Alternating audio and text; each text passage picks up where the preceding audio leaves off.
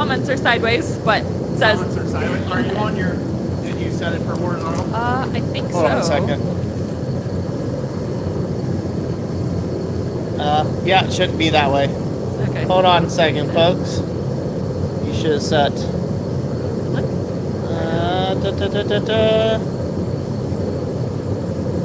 Or here, I guess I can check. I'll check from my phone. Yeah, you have to set it up in the stream to begin with there. I got a second. Maybe we could go vertical with it. Are you all sideways? I'm pretty sure you are. Yeah, they're viewing sideways, Jess. Okay.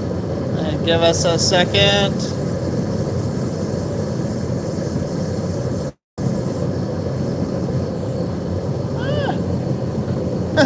I don't know how to correct. See, we'll... go vertical with it. Okay. We'll just go vertical. Okay. That will work for me. It's a weird. Hold on to your horses. There we go. How about that? Is that better? Yeah. Give that a try. There. Perfect. Better? Am I in shot? Yep, you are in shot. Oh, okay. Seeing everything all right? Speargrass says, oh wow, sideways stream. Yeah, we'll just go vertical with it. Stupid technology doesn't know when you're horizontal or vertical. Yeah. There we go. Normally it auto adjusts that. Is that better? Yep. All right, yeah, that's a view, right? Speargrass says, and we tease him for being upside down. All right. Hey, Speargrass, we just did that because you're on the other side of the world. We figured it was easier for you to read that way. Yes. Lots of lighting. Yeah. This time here in northeast Michigan, we've been having dealing with the ice storm that came in on Sunday, and so there's been lack of electricity and internet, and so we figured this was going to be the best way to do a live stream. Yep. So, real quick question before we keep going. Can you all hear me okay from this direction? Is this the right amount of projection? And make sure Jessica isn't coming in too hot on the backside of the screen there. Hopefully you guys can hear us all good to go. Yeah, let us know about the audio. Roger says, must still be cold up there. That it is. Not too bad today. It was only 42 degrees today. So, pretty warm, like tropical heat wave here. Ken Foster says, a little faint but hearable. Forge is a bit loud. Forge is a bit loud. See my finger down just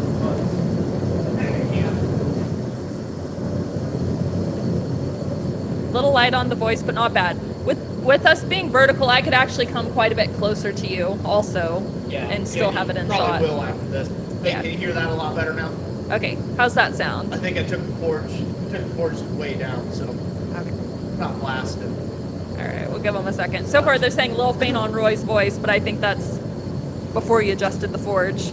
Okay. A little bit better, Roger Caldwell says. All right. Yep. Jessica will have to just bring it in here in a minute. So. Just come in a little.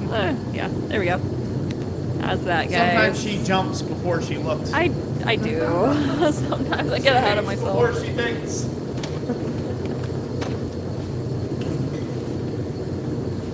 Oh, all right. Hopefully everybody can hear okay. Now. Hopefully. Good.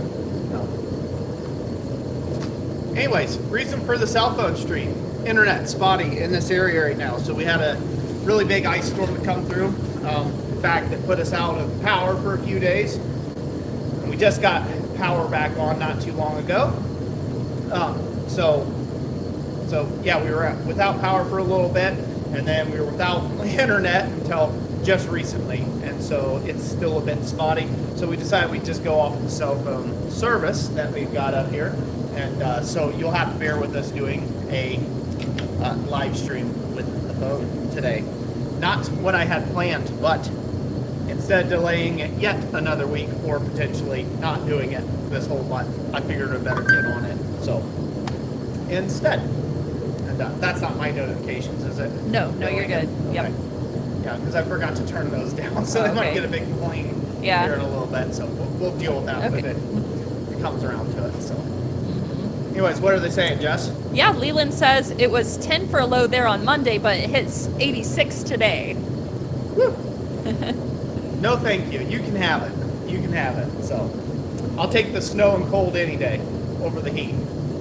Roger Caldwell says, kind of like the good old days. Yeah, right off the cell phone. For those that were around in the very beginning. Speargrass says, close up, too close, LOL. Anyway, so tonight's stream, I'll go ahead and address it right up front. I believe Jessica put something in the title about this. I just figure it's best to just get it out of the way up front, so this way I can move on with the rest of the stream here. But unfortunately, I'm sad to say and report that back on February, right? Yep, 27th. February 27th, Thomas sadly took his own life. For those of you who don't know who Thomas is, that's Thomas Goodemoot. He was a deep, close, personal friend to me. We were like brothers, and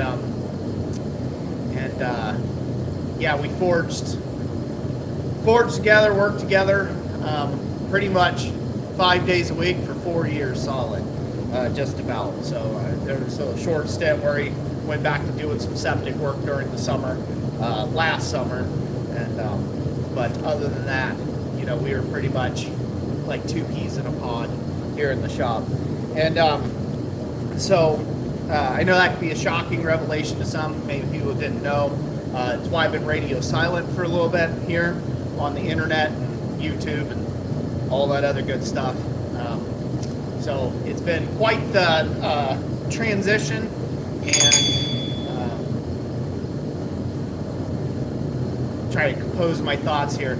It's been quite a tough transition and pretty hard working in the shop without Thomas, to be honest. It's been quite hard, quite tough around here. With that being said, I have had people who have been in the loop about it. Thomas, he has already been put to rest. His family took care of all of the arrangements and all that other stuff. So there isn't really anything for us to do as a blacksmithing community other than to take and celebrate the life of Thomas and for those who he touched and those who he had an impact on.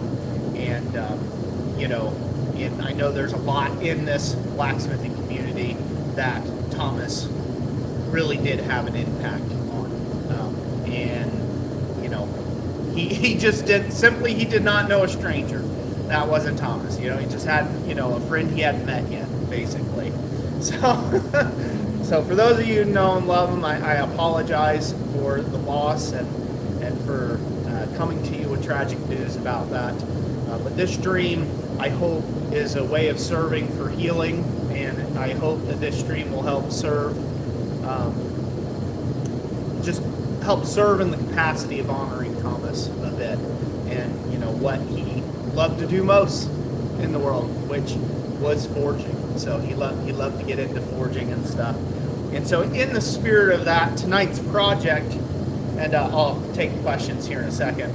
In the spirit of that, tonight's project is a bottle opener. And this is one of the very first bottle openers I ever made with Thomas. So it was one of the first things I showed Thomas how to do or how to make.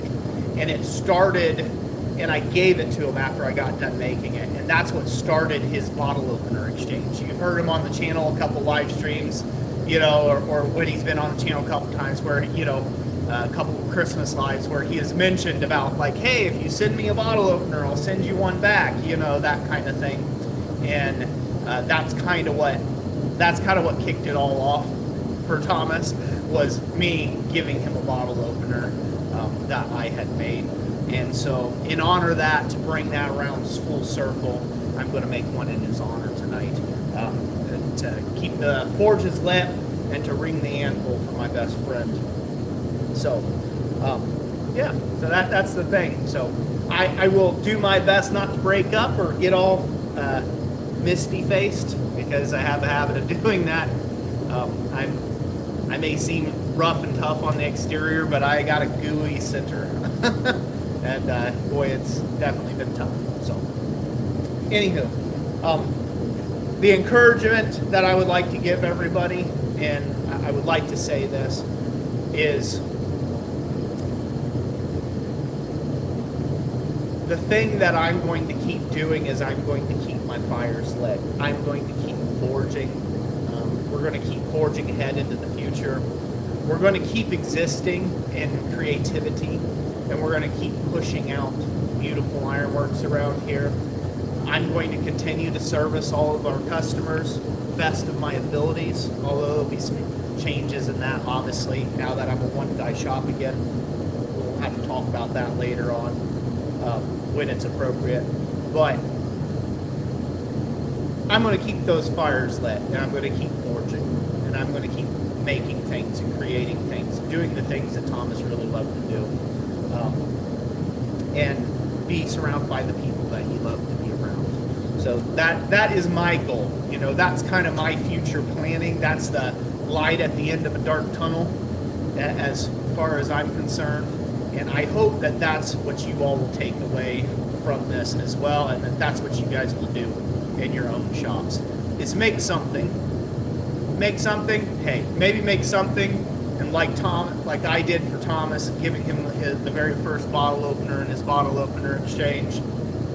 Make something and maybe give it to somebody else, and you never know what you might spark, you know, and where that might lead. You know, it might lead to really great things and really awesome relationships. So, anyways, go ahead, Jess. Yeah.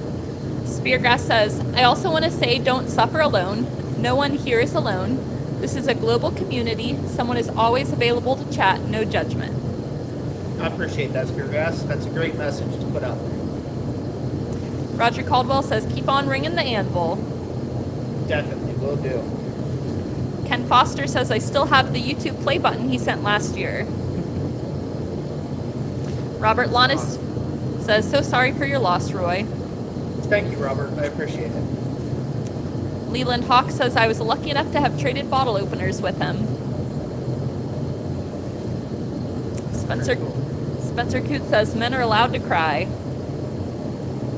Yeah, in the shower.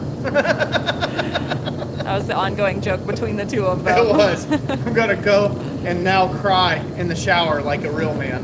So that was an ongoing joke in the shop around here. So, yeah. Dana says, Roy and Jess, if there's anything Evelyn and I can do, let us know. Appreciate it, Dana. Thank you. Speargrass says, I suspected he had a soda addiction with the bottle openers that he collected. Yeah, no, he just had a bottle opener addiction.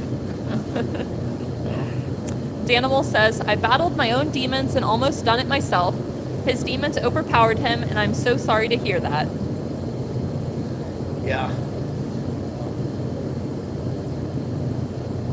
Yep, it's a. I'll say this for anybody out there who's ever, anybody who's watching this stream. I'm not a preachy person. I'm just not a preachy person, so I'm not going to preach crazy to you here. But I am going to say this for anybody who's ever thought of doing that for themselves, taking and doing that. And I understand how dark of a place you can get in your head and be there. I fully understand. Don't. Just don't. Take a breath. Seek help. Just seek help. Don't. Reach out to somebody. I don't care if you don't feel like it's working or whatever, or you don't want to talk about it or this or that. Seek help. Just don't. The world is not better because you're not in it. The world is at a loss. It really is. And that's for anybody out there. Because the people you leave behind, you leave them broken and picking up pieces. And it's like, you have these plans with these people and you expect them to be around forever. And, you know, it's like leaving the oven on and you're on a vacation.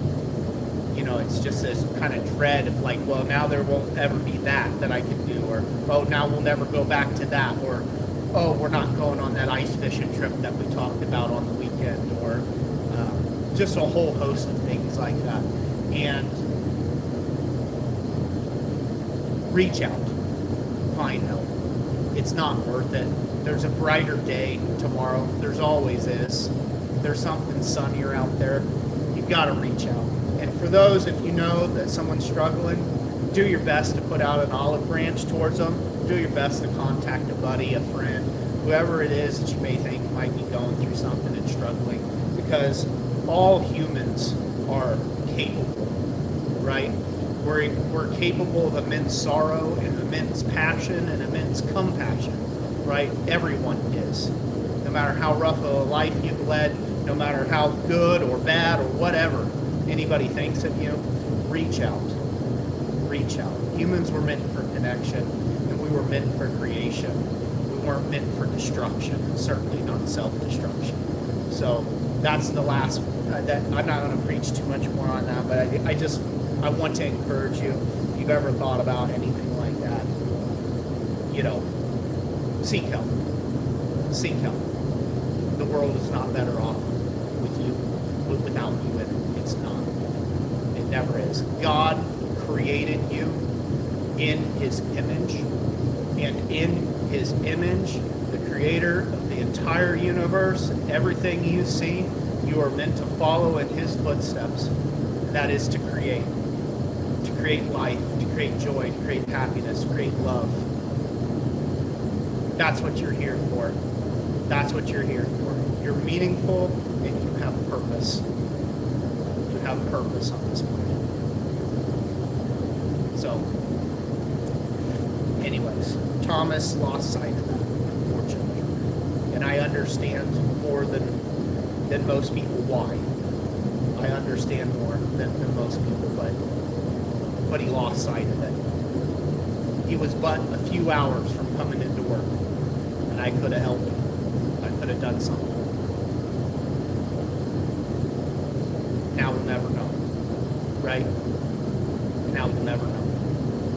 So don't ever do that to somebody. Don't dare. Don't dare do that. So, anyways, don't want to take this whole stream into a negative route. This is a bit of an odd stream for us. We're generally happier and people and things like that, but this is one of those that we have to work through.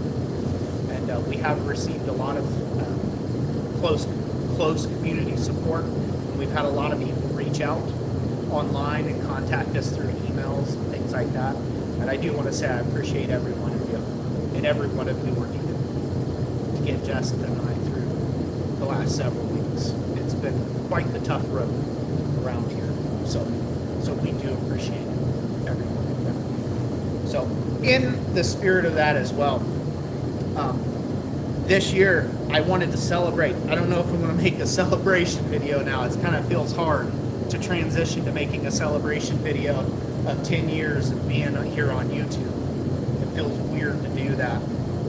But I'm going to do what I originally said I was going to do this year, what I set out to do. And we're going to give away 10 anvils this year in celebration of being on the platform for 10 years.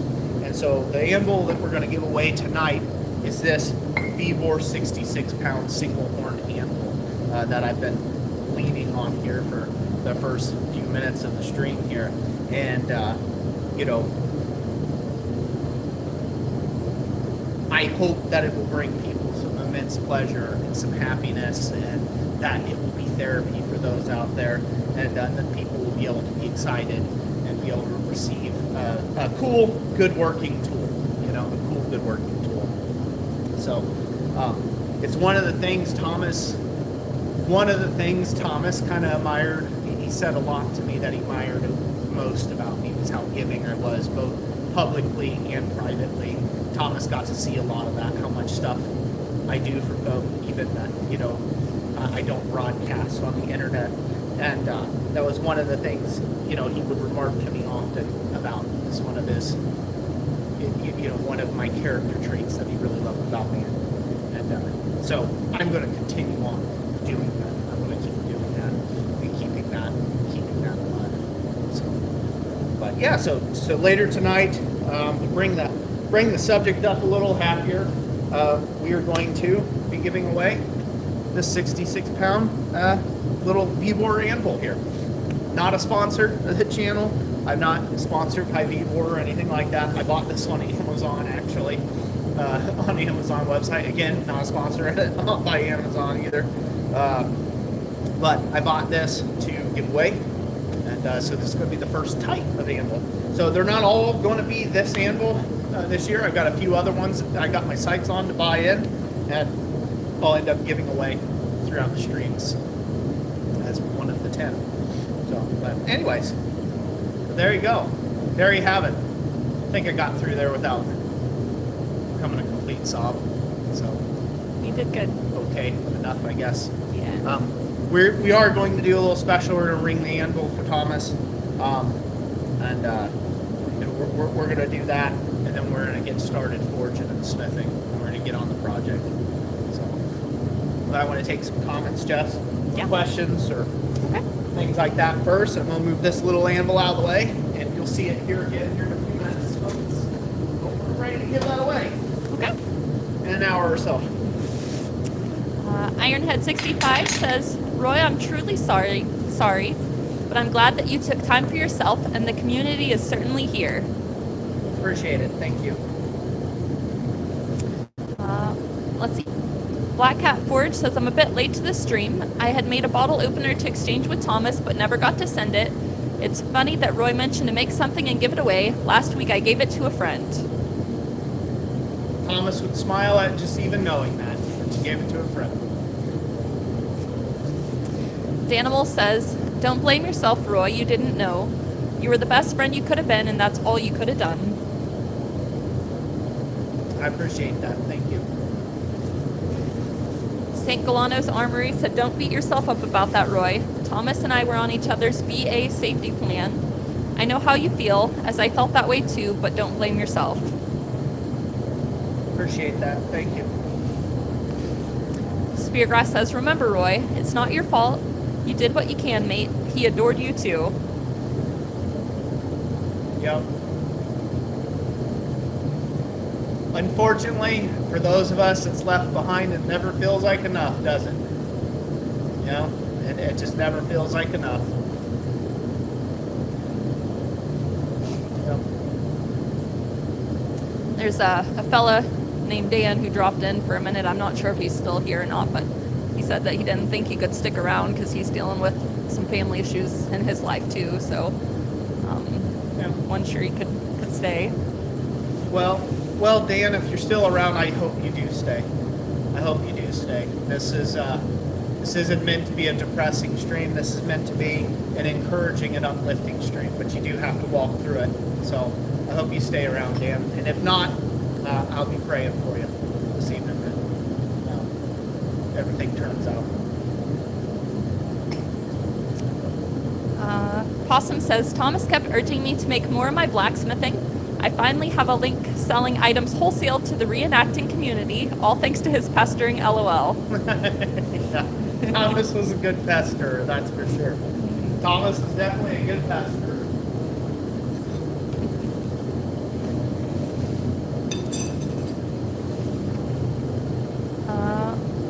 Let's see. Peter K says, I'm just after connecting now.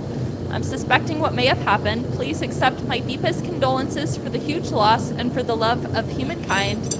Please forward the same to Thomas's family. Will do. I appreciate it. Thank you. Let's see here. All right. You good? Yeah. Good for now? Yeah. Okay. All right. So we're going to take a moment of kind of silence. I'm just going to take and ring the anvil for Thomas, and then we're going to keep Olga here singing for the rest of the evening, making up a bottle opener and commemoration of Thomas in his life. So we're going to do that, and and then we'll take on blacksmithing questions, and we'll do all those things. And then if anybody does feel the need, they need to reach out to someone. You guys have our emails. Our emails are posted and things like that. You can reach out to us. If we can't help you, we'll try to point somebody in your direction or put somebody around you if you need them. But I do want to take and bring in the encouraging element to this stream. And thank you guys so much for your encouragement thus far. So, all right, take just a quick moment of silence. We're going to ring the anvil for Thomas. This doesn't ring. Hold on.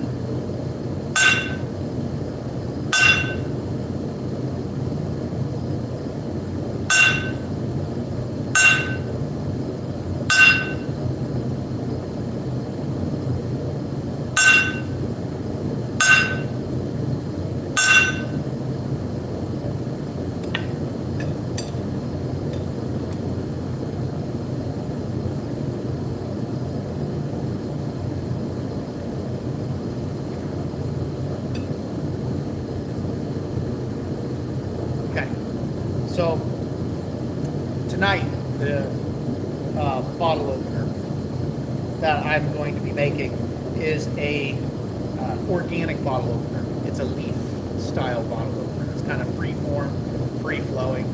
It can be real fun because you can do a lot of different things with the leaf on the end, and it still open up the bottle in the long run.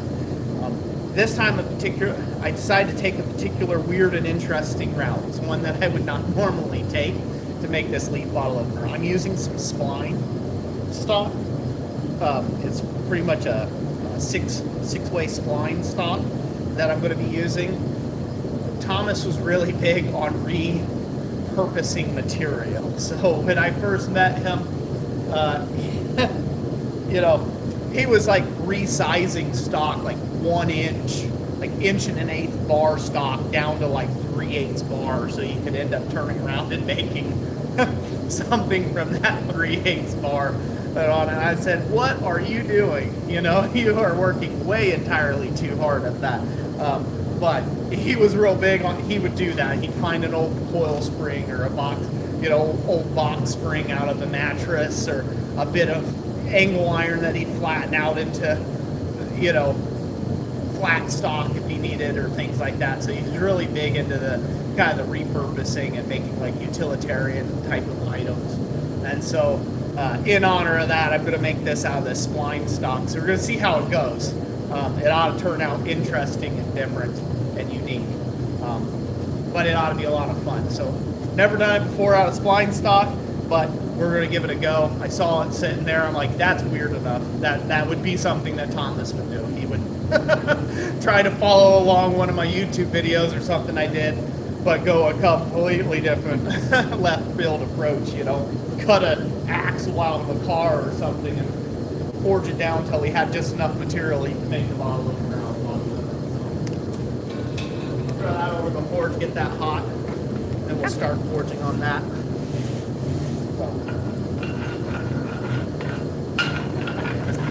Rob Huff sent a $20 super chat, and he says, "To my friend Thomas, who never let me forget about the latest Blacksmith challenge. I never did them, but he loved to remind me nonetheless. Love you, buddy." Yeah. Thank you, Rob, for that. Yeah, Thomas. Yeah, he was a pester in sort, that's for sure. He thought you needed to get on the challenge, he'd tell you. So I competed in, I think, 2 Blacksmith challenges on the too late to get involved, and it was always like a week out, or too late to get involved, and it was always like a week out or something, a week before the challenge was over, or 2 weeks. He was a hoot. So you weren't alone, Rob. You pestered me too. I think there was like only 4 people in that group to start with, weren't they? Yeah. He rallied everybody in there. It's a testament to his pester power. That's right. He would not take no for an answer. Apple Ironworks sent a super chat. We'll wait till Roy walks back over. That way he can hear us good. Oh, no worries. I told him I'd wait a second. Apple Ironworks sent a $20 super chat, and he says, God bless the Goodemoot family and the Christ-centered family. If there's anything I can do to help, please reach out. Thomas was a great friend. Thank you, Apple. I appreciate that. Let you know.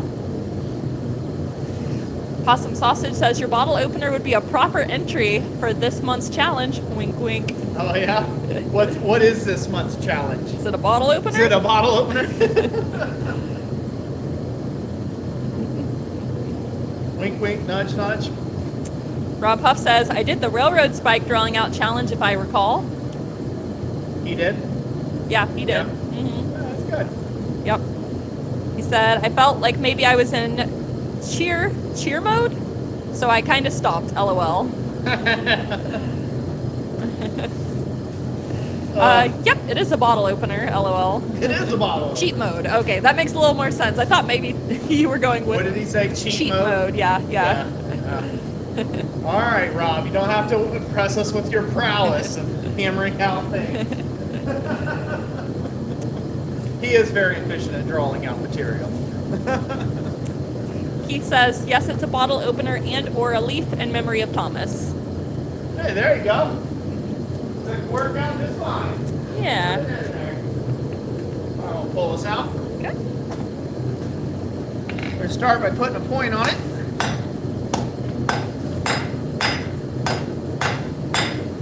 Just like you would any leaf. A leaflet type item.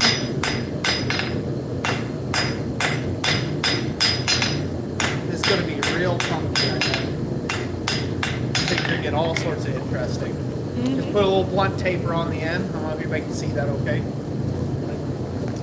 Oh, did we lose sound? I hope not. Did we lose sound, guys? They still, okay, he still has sound. Several people still have Can sound. they see that? Yep. Can't see. Yeah.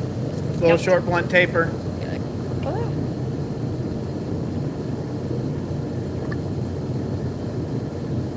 Got it.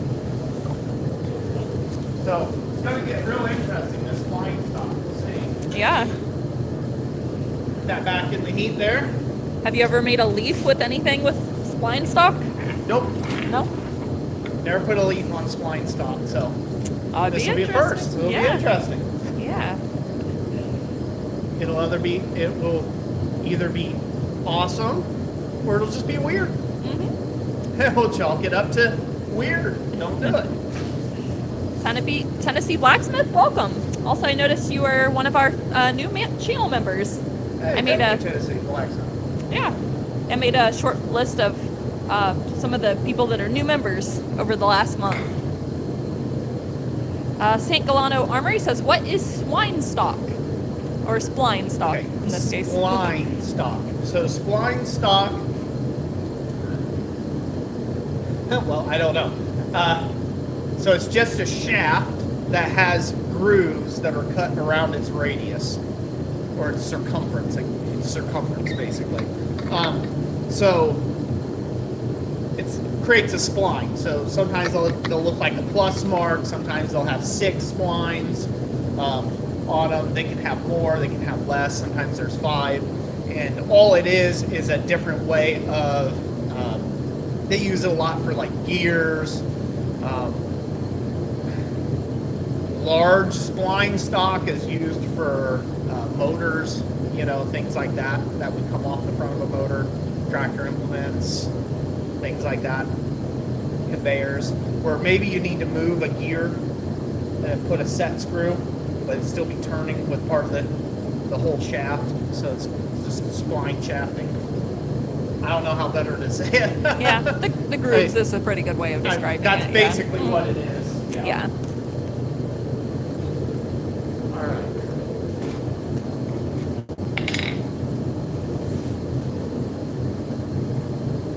Usually I don't go over the edge of the anvil for these, but for this one I'm going to do it that way just because I want to keep a fairly square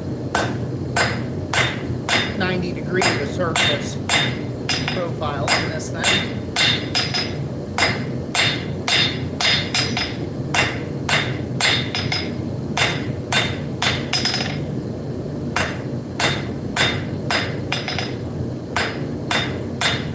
I'm doing here is I'm controlling my blows.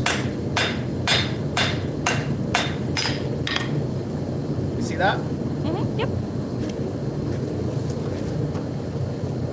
You see that okay on the camera? Yeah, that's good.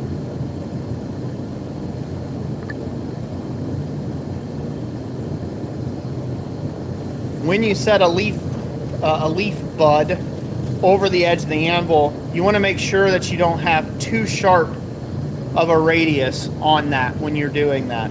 The Olga's getting a little worn up close to the horn of the anvil, and so it's got about an 1/8 inch radius, about 3/16 of an inch of a radius on there, and I'll use that sometimes to my advantage.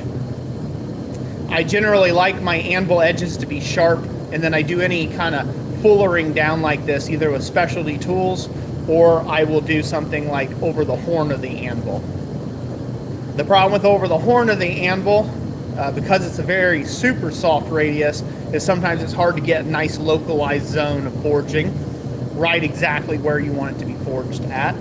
And it can get a little untidy at times, but just a little harder to control exactly where the end of that leaf bud is.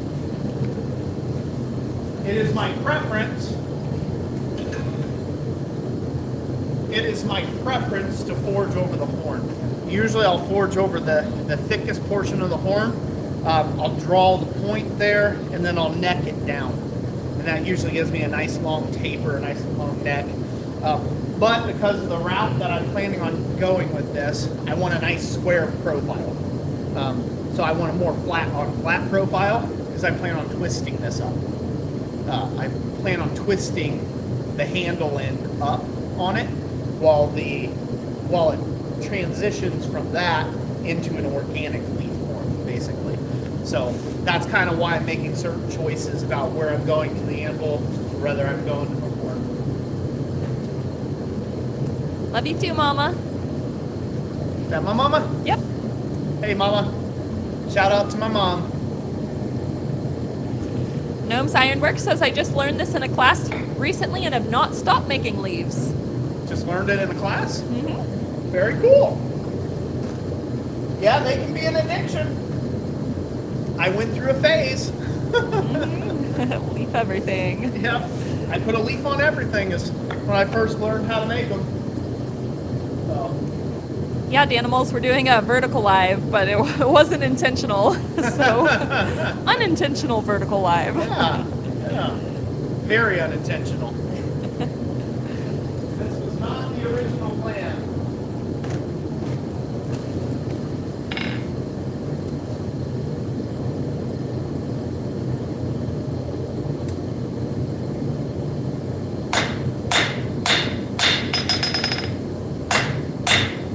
Now I'm just lengthening out.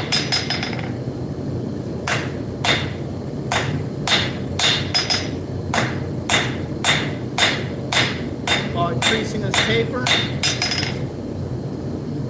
Decide where I want to be with that. Square.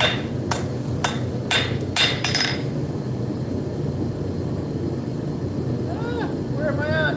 There we are. Trying to decide which part I want to square up. All I'm doing is lengthening out that original taper more, and I'm choosing where I want to square it up at in this process. So Speargrass says, went. French Baroque is full of leaves. I'd say you're in the phase. very true. Very true.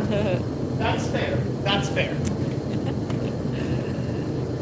Southern Cross Forge says, leaves are great for beginners due to having 3 of the basic techniques in blacksmithing. Yep. Exactly right. St. Galano says, Roy, I have had thoughts about trying to make my own steel. Do you have any thoughts or suggestions or advice on it?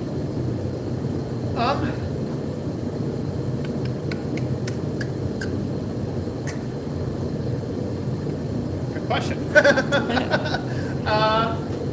Let's see here. I guess my advice on it is I would read some metallurgy and I would talk to some people who have done the manufacturing of it before, have made some steel in small batch runs. I have seen it done.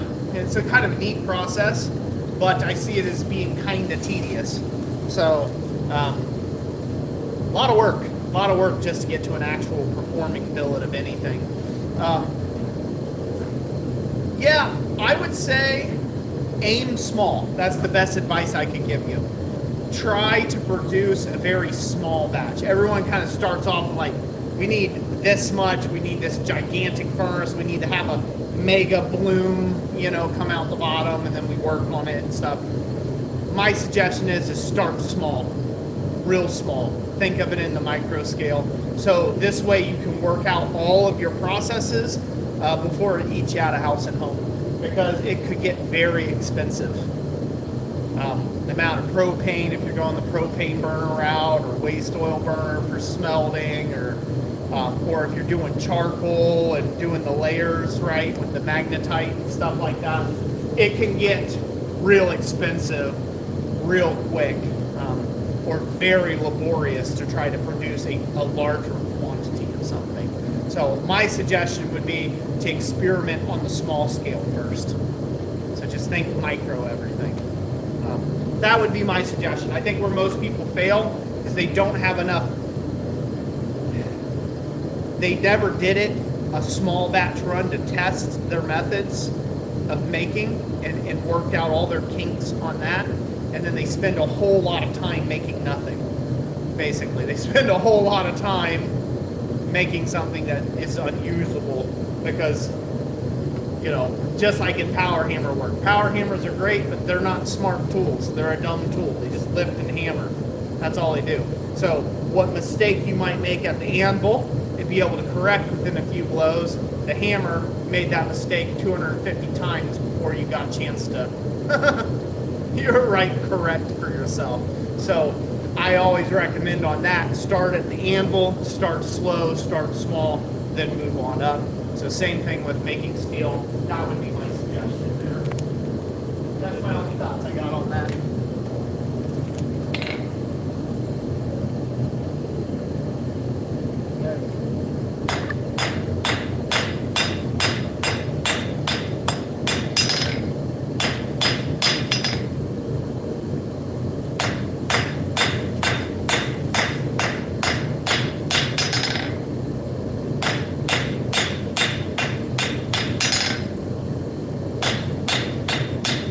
Just squaring out what was tapered. Looks good. The guy I used to work with used to say, when I worked heating and air conditioning, good enough for the girls I go out with. I would always tell him, his name was Darren, I'd always tell him, them some pretty ugly girls, Darren. Them some pretty ugly girls. Then he would always promptly tell me, shut up.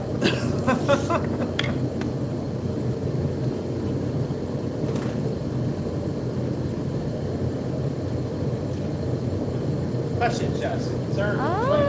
Yeah, they're just talk about some steel supplies and whatnot. John Brunel says, I'll buy my steel in the closest size to what I need. Yep. That's kind of what I do. Keith says, I think it would be neat to get a wrought billet made and then use those chunks to make hearth steel, just to say I did it, and to have a belt knife that I'm proud of. Is anybody truly proud of knives? That's bad. That was a low blow. I apologize. My apologies. Danimal says that you like the word laborious. Laborious? Laborious. Laborious. Yeah, Dan, if you're just looking to get into blacksmithing, you might be able to find a local blacksmithing group or guild near you, because they'll frequently have get-togethers and demos and stuff like that. A lot of them have it once a month, so it's a good way of getting some information and some education with at a pretty low cost. Also, Dan, so glad you hung around. another good thing is just get part of this community here on YouTube. Be part of it. Be present in it. You'd be amazed how many connections have been made just through YouTube. Of blacksmiths that are lifetime friends now, just because they met maybe in one of our live streams or in somebody else's community, you know what I mean? And they went to a similar, conference or whatever together, and then boom, they hit it off. And oh, wait a minute, dude, you're just like 5 minutes down the road from my house. That has happened all the time since we've been on YouTube, hasn't it, hon? Yep. Where people get to talking and stuff like that. So, yeah, just be part of the community. You'll find blacksmiths are very welcoming. We're a very, very welcoming bunch, and we are glad to teach and spread all of our knowledge as much as we can. Everything, I always encourage people, it doesn't matter if you know a little or you know a lot, share what you do know. Defer to someone else when you don't know, but with what you do know, always share what you do know with those around you, because you might know that slight little tip, that little tip or technique that you've got that might just help somebody else out in a big way. Also, some of the first classes Roy took, he was able to get a scholarship for at Touchstone Center for Crafts. So even at craft schools and folk schools, they have scholarship programs available.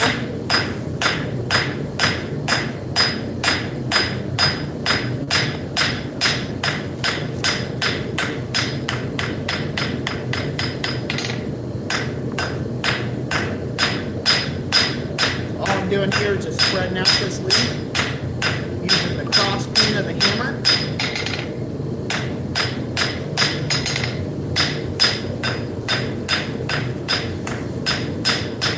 This thing's going to definitely be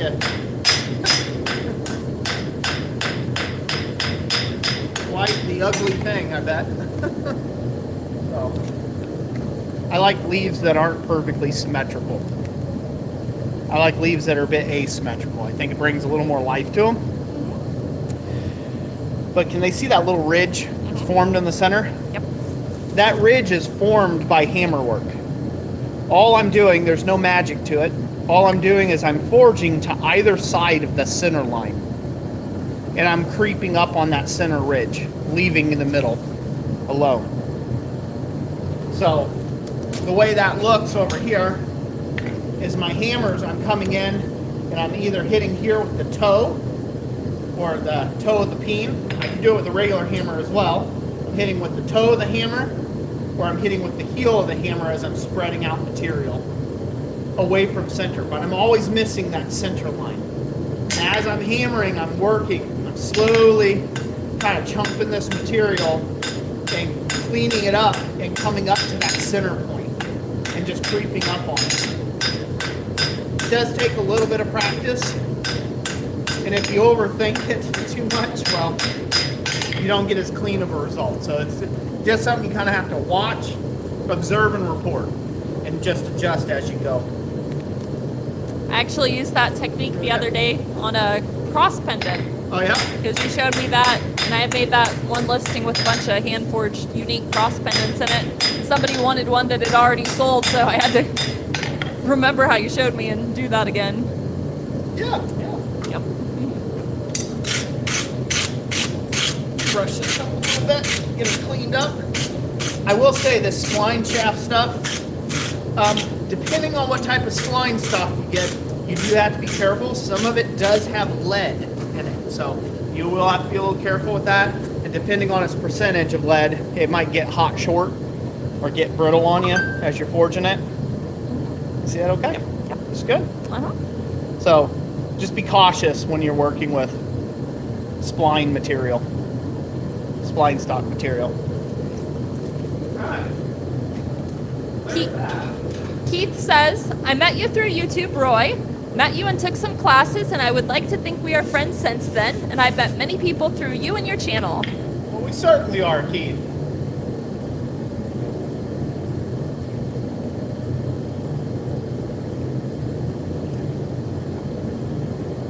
Yeah, me and Keith, we did a forge welding intensive class. Well, I taught him forge welding, a forge welding class. I helped him I shouldn't say I taught him forge welding. He had made a few forge welds on his own prior, but he couldn't figure out, I guess, the knack of it to do it consistently. And so he just needed a little bit of help. And he came and we did a class together of forge welding. And yeah, he went and expanded upon that times 10x when he got home. And that tickles me pink. He was able to take what I taught him and go home and, like, yeah. Now he's forge welded a lot of stuff I wouldn't even have attempted to forge weld. So major kudos to you, Keith, for keeping it, sticking with it, brother. Tennessee Blacksmith says, thank you, Roy, for getting me started on my blacksmith journey. You're very welcome. Very welcome. Speargrass says, I've never met Roy and Jess face to face yet, but I'd say we're friends of nearly 10 years now. Dang straight, Speargrass. One of these days when we can get out of country, there's Australia, or we can have you come in here. We'll be in real great shape. I need to twist this, Jess. You're Yeah. move the camera over. Okay. I'm gonna put a little twist in this thing before I bend it around. Now, in my mind, this should work out okay. Again, first ones rarely do exactly what you think they ought to do, so we shall find out. Point it this way, you good? Okay. Yep. Because I'll be right in this area. Alrighty. So we'll see. So here goes nothing.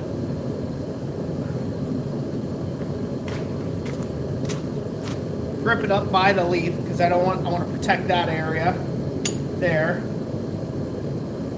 Then I want to increase the natural twisting from the forging I had already by my sloppy forging technique. I want to twist this on around. I want to take another little light bite. You can do this to a degree and be okay. Lock a little more in the jaw without putting flats on it if you're super careful when you're twisting stuff. Oh, that's all we're going to get out of her for this time around. Let me brush her real quick.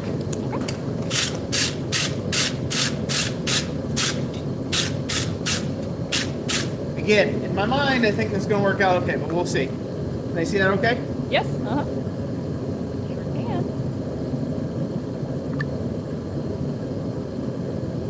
We've always got to leave the possibility of Roy being horribly, horribly wrong.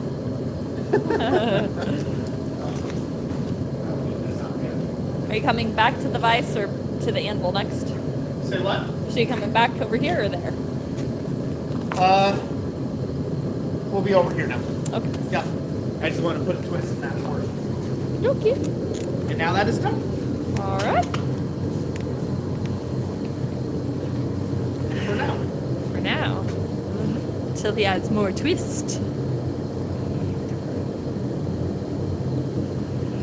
Rob says, I took a few classes with Roy, and then he thought I was insane, and he ran off to Michigan. Well, I mean,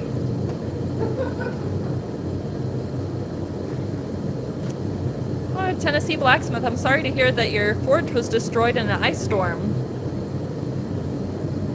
said Tennessee Blacksmith. Yeah. Apologize to hear that, brother.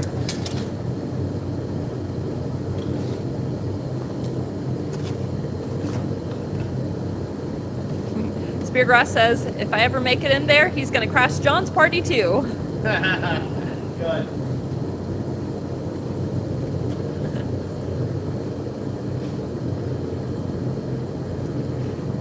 Dana says, I met Roy and Jess through YouTube. Never met him in person, but I hope to someday. I would like to believe we're good friends. That we are, Dana. It's amazing how you can have really good friendships with people online that you've never met in person. You know, we've been at this for so long, and you guys have been around for so long, you feel like family. You don't just feel like friends, you know, you feel like family. So even if we've never met, had the pleasure of meeting personally in person. So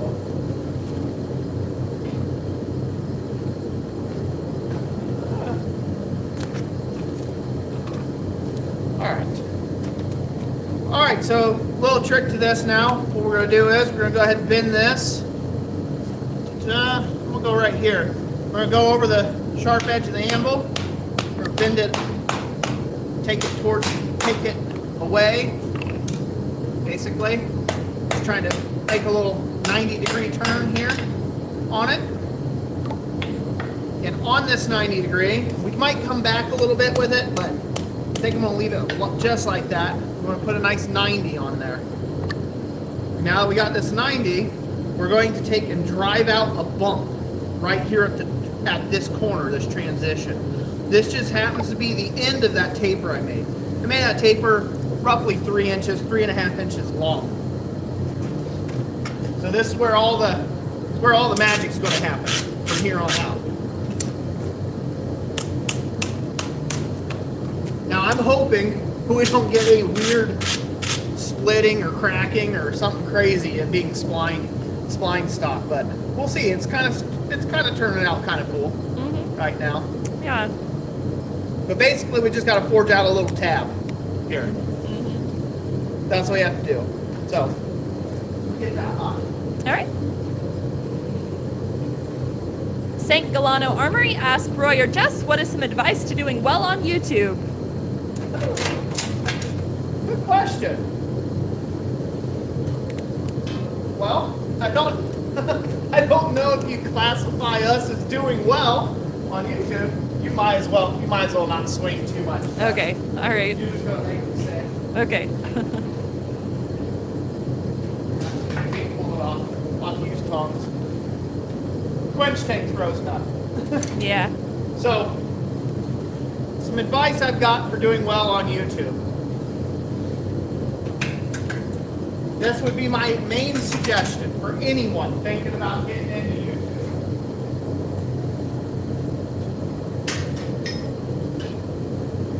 My main advice to you, if you want to get into YouTube,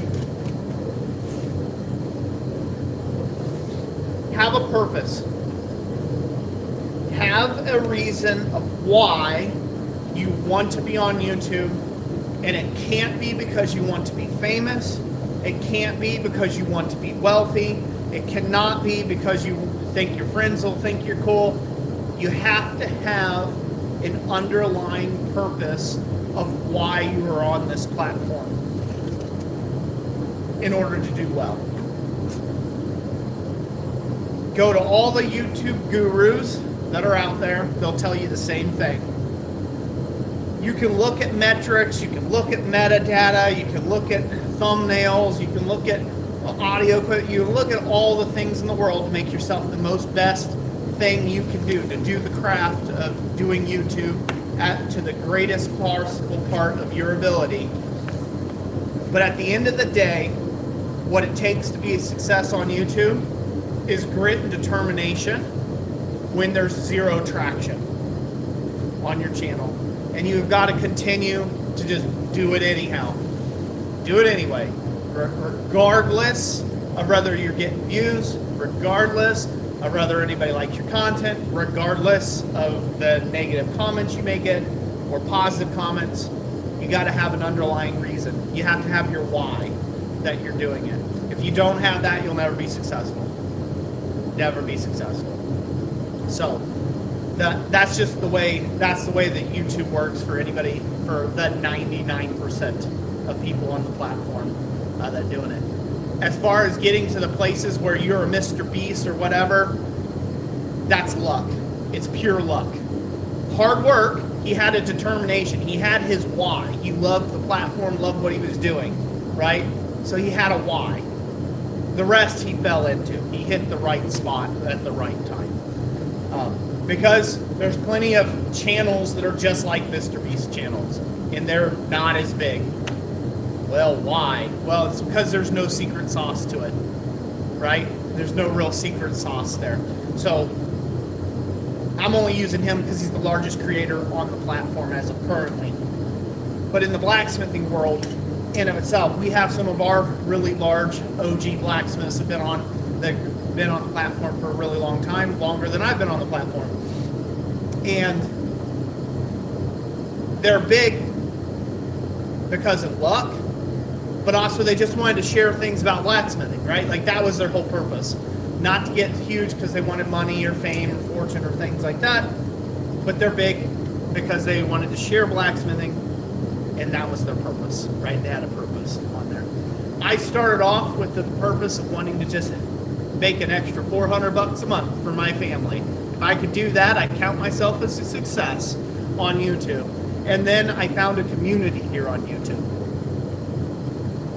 And that's what makes me successful. The amount of lives I've been able to reach, the amount of people I've been able to instruct, the amount of blacksmiths I've been able to bring up through the ranks in smithing and teach the knowledge that I have and that I've been gifted with, and other guys have sown into me, and I get to by proxy, I get to sow into you all out there, the blacksmithing community. And for me, that's my why. That's why I'll still be on here in 20 years. When everyone's else somewhere else, I'll probably still be doing YouTube in 20 years or 30 years. Because that's my why, is the community. It didn't start that way, but I wouldn't still be here on YouTube had I not established that why, basically. So, all right, go to the Anvil, Jess. All right.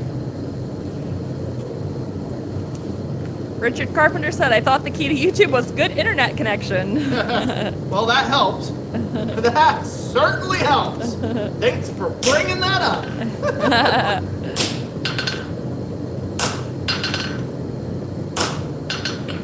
So all I've done here is established a little bump out.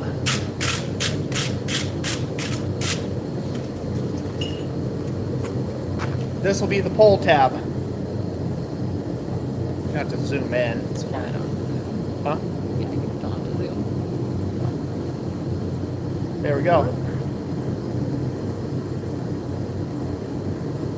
So let me go ahead and explain this out once Jessica's done getting a whole bunch of photographs behind the scenes there.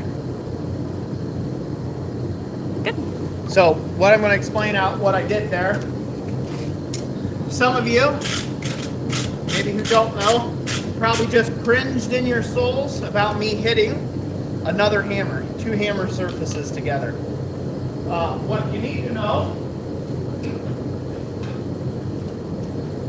to know is that this hammer here, this is a hardened hammer. Both faces are hardened. This here is a chunk of mild steel with a handle put through it. So it's just like if you use this hammer and you were whacking on a piece of cold mild steel with it. It's never going to deform or hurt this hammer at all. All my tools in my shop, all of my strut tools are hardened, and the thing I strike them with is soft. So that way I don't have to have a softened face of something. I can leave that face hardened and I can strike it with a soft tool. That makes sense. So I have a soft hammer hitting a hardened hammer. So I get to use the ball peen of this small ball peen hammer as my ball tool to take and draw out that little, the little catch that we're going to catch the bottom opener with. So, sound good? Yeah, yeah. So, Sure does. I will say this, Jess. Don't be moving that thing so much, because what it looks like on the other viewer is Oh, yeah. this. It doesn't look like that to you, but Okay. when you watch it on the replay, it'll be Oh, okay. it'll be Gotcha. doing this for everybody. Okay, it'll look like we're Okay. having an earthquake, Okay. like Godzilla. Okay. Okay, that's what it's gonna look like. So don't do that. Yeah. You can keep from it, please. Okay. Try to make them smooth. St. Gogano Armory. Yeah, we do have an Etsy shop. Our shop name, Christ-Centered Ironworks, was too long. They only allow a certain number of characters, so it's actually Christ-Centered Forge on Etsy. They make everybody squish their shop names together with no spaces. So yeah, we still have one. At this point, a large portion of it is my jewelry. Yeah.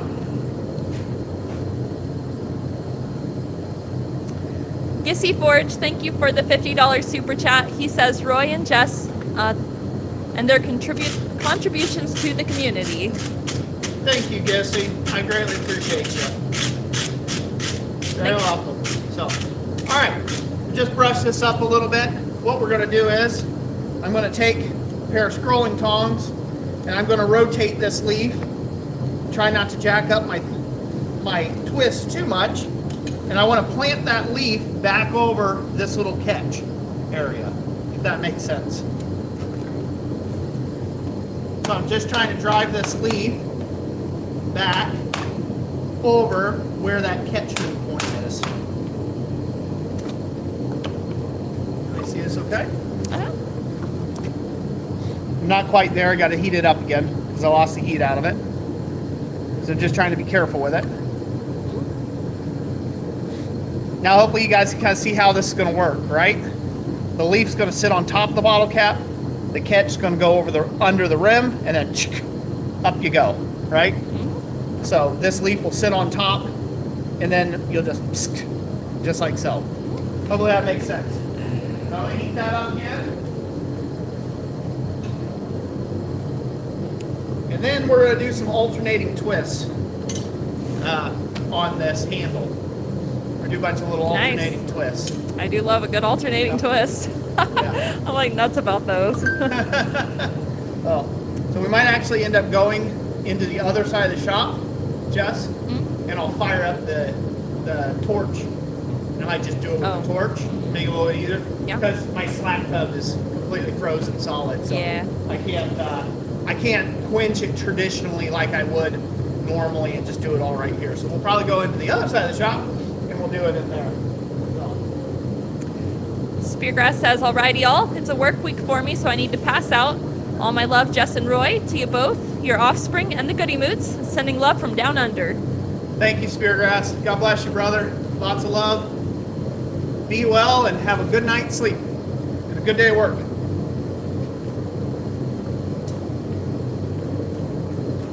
Southern Cross Forge, take care. 4 a.m. does come real early. It does.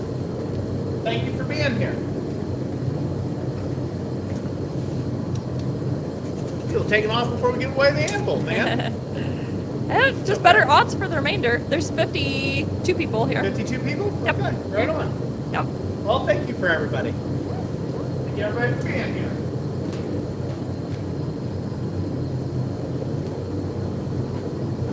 I try to hold, this is a very unnatural way of doing this, by the way.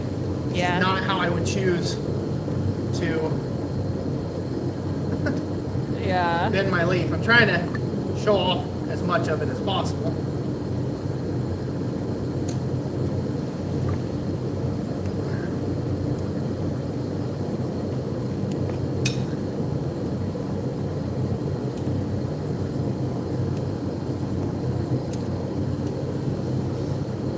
Come on, Ian.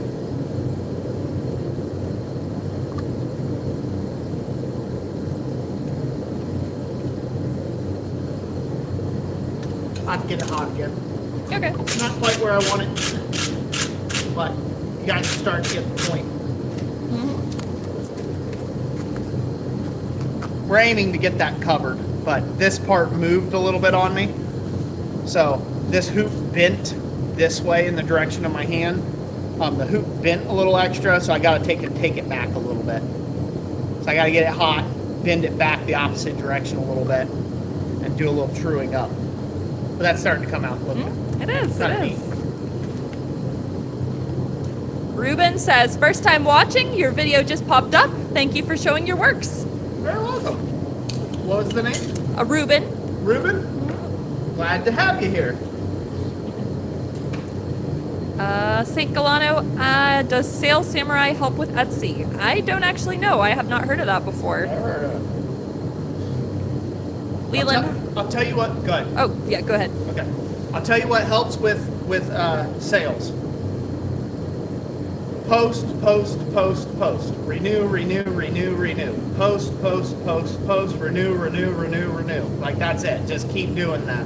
Get 100 items on there and keep them renewing constantly. And if you do that, that's the best marketing you can do for yourself on Etsy. Most people make the mistake of posting 5-10 items they've made, and then they walk away from it and say, well, that should be good enough. And just because it says you got 30 days before you have to renew the thing, think of it like taking out an advertisement. Every time you set it to renew, it goes back to the top of search engines, and then it falls as other people renew. And then you have to keep doing that. So that means there is also a lower threshold of what you should be selling on Etsy. If it's a $2 item, you probably shouldn't be selling it on Etsy. You're never going to make any money with that. Unless you sell it in lots instead of individually. Yeah. Like the little horseshoe nail hooks, we are only selling those for a couple bucks a piece, but then we decide not to sell them individually, but to sell them in like lots of 5 or 10 as a minimum.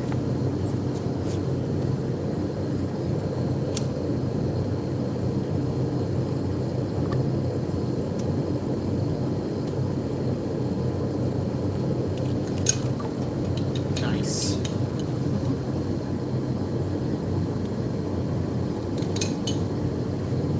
Leland says he's been lurking and cooking dinner for him and the new wife. Awesome, Leland. Glad you've been lurking, and thank you for being here. And congratulations on the new wife. Yeah.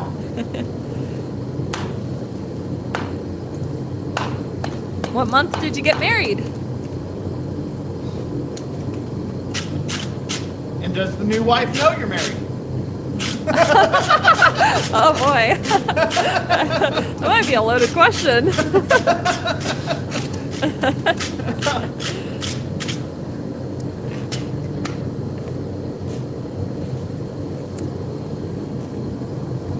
Yeah, I'll have to clean that up a bit more. But that'll basically get the point of what we're going for. Down a little, or I can adjust the camera. Sorry? There we go. Yep. You Lovely. see how that leaf covers? Can you see okay? Mhm. You see the gap? Mhm. And you'll have to adjust that against a real bottle if you're making this. Mhm. Cool. Worked out okay. Yeah. So now we'll have to go on the other side of the shop and I'll set up the torch and I'll do some reverse twisting on this handle. Okay. Keith says he doesn't like this format. He keeps swiping up to refresh the feed and it swipes him on to the next video on YouTube Reels. Yeah. Yeah, we're gonna avoid doing this in the future. Yep. We'll go back to regular. So there's a feature, Jessica should have set it up before she went live. You have to go in the settings if you're going on the phone and set up horizontal orientation. She just went live. So it was like, oh, okay, we're this way. So I'm not a big fan of vertical myself for live streams. I like the horizontal because you get a little bit more field of view. And it's like you said, you swipe up, now you're on to something else. So that you didn't really care to watch in the first place. All right, follow me into the other side of the shop. Okie dokie. Alright, if you get motion sickness, close your eyes for a minute. I'll try to go steady.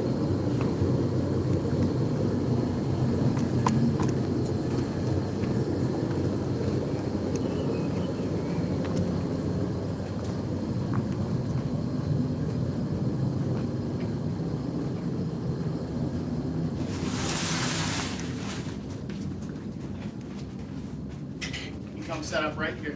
Okay. Trying to do ninja movie steps. They say Ninja walk, huh? walk like a ninja. Alright.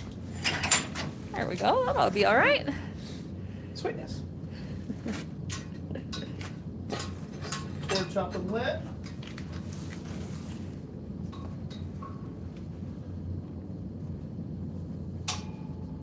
St. Galano says this bottle opener is an amazing design. Yeah, I've always thought it was a lot of fun. I made it years and years and years ago, and I thought it would sell really well at, craft shows and stuff, and on Etsy. And I had like 10 of them made. I made 10 of them. Like, man, this thing's so quick and easy, and it's plant life, and I don't see anything else out there like it. Mm-hmm. Well, it turns out there's good reason for that. They didn't sell at all. I ended up giving every last one of them away. They sat for like 2.5 years, and I ended up giving them all away. So, Really? Yeah. I thought we sold a few, but I No. don't know. I guess I'm a little rusty. Nope, I we mean, it never has been a sold while. them. We sold keychains. Leaf Yeah, keychains, and yeah. I thought, well, leaf bottle openers, that ought to be hot. You know, people ought to Yeah. love leaf bottle openers, but nope.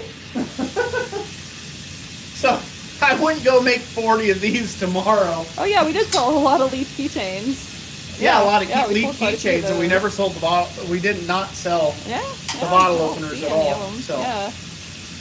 Gotta love my wife. She always got to fact check me. She never takes it on just good authority. I remember the bottle openers, but I'm like, wait a minute, because we don't have them anymore, so where'd they go?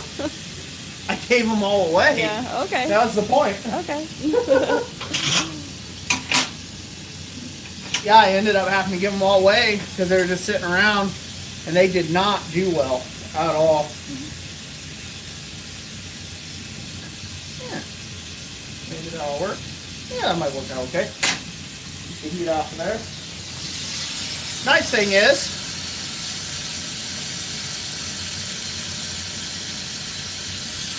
we've already got a good bit of heat in this bar.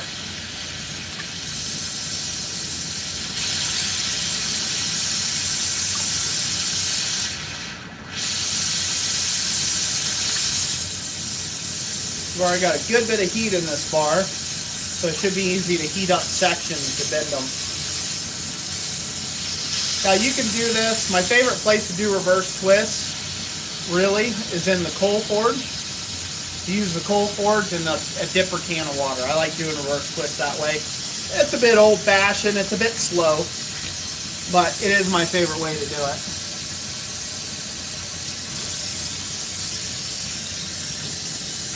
Looks like this is already wanting to be. Supposed to go that way? Yeah. We're going to start that twist that way. The secret to reverse twist is you want to do 90s. You don't want to come full 360s or anything like that. You go 90 this way. You let this area cool, and then you heat up the next area to be twisted. So this rose stud is about 3/4 of an inch in diameter. And so I'm going to move, every time I move, I'm going to move about double that spacing. So if I was here, that's a 3/4 inch area heated up. I'm going to skip 3/4 and I'm going to heat 3/4. And then that gives it this nice flowing back and forth.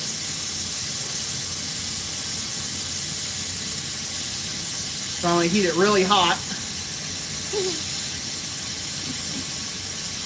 Oh, they're teasing you about using the torch. John Brunel says, yeah, I was thinking he's cheating to Keith. I might be cheating a little. Okay, and then we're going to go back to half. We're going to go back to that 90 again.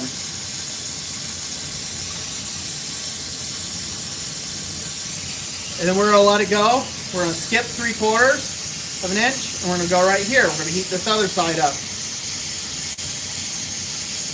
You let the previous part cool while you heat the new area up. And we're just going back and forth, back and forth.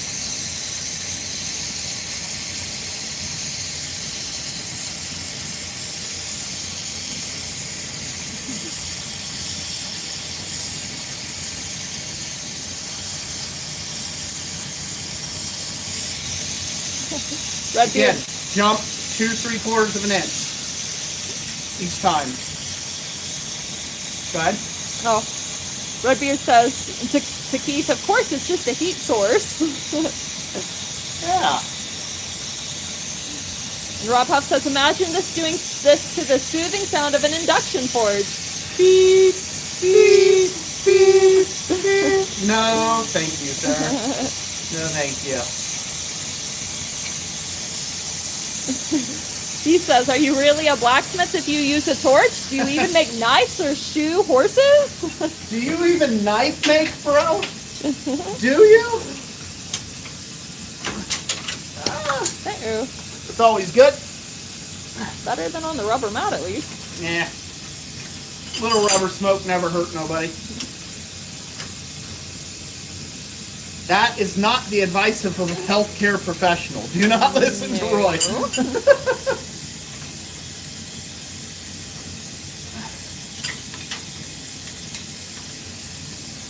Just using the vise to straighten this up a fuzz. Oh, I like that. That looks so nice. Looks so mighty nice. Not nice. Yes. Roger says, just throw that anywhere. I think Thomas would be proud of that. Oh yeah, that's a nice looking one. What do you think? Yeah, I like it. Get up close. Yeah. Lovely. So that come out looking real nice, I think. Very nice. Is that okay? Yeah, yeah. Beep! Beep! Beep! Beep! Beep! Just for you, Rob. Just for you. Yeah, so that come out looking good. I think that's good. But you guys can see, so there's no real big secret to reverse twist. You just have to keep a pattern in mind. You're wanting to do things evenly. So if you twist one way half a turn, then you move over two, and you twist back half a turn. And then you just keep walking it back and forth. But that's how you have to do it. Do not do, I know it's tempting, don't go 360 with it. And then come back and try to do 360. Too much, yeah. It's too much. It doesn't look good that way. You want this to have this like river effect, basically. You want it to walk back and forth. That's a good reverse twist. So don't take my advice. Do whatever you want. If you want to try it, experiment. Don't let me hold you back from experimenting. But I will say this is a good reverse twist. This is how I would suggest doing it. Yeah, that would be my suggestion. Dana says that looks awesome. Oh, thank you. Even Keith says that looks real nice, Roy. Why, thank you, Keith. All right, now all I gotta do is chop this off. I think I don't want to chop that off. Ordinarily, I just let this cool down. I'd saw it off and then dome that end off a little bit. Make it look real nice that way. John Brunel says, I think it's a little long to carry in your pocket. Well, it just might be. Just might be. Could add that into the end of a walking cane, you know? All multi-purpose tool. This could be the topper. I think I'm gonna let this cool and I'll just saw it off. I think that's the way I'll do that. Okay. I think that's how I want to do it. So turn off that torch. Just because that should be the right way of doing it. Because we're kind of going from a modern to a organic. So vibe with it. Yeah.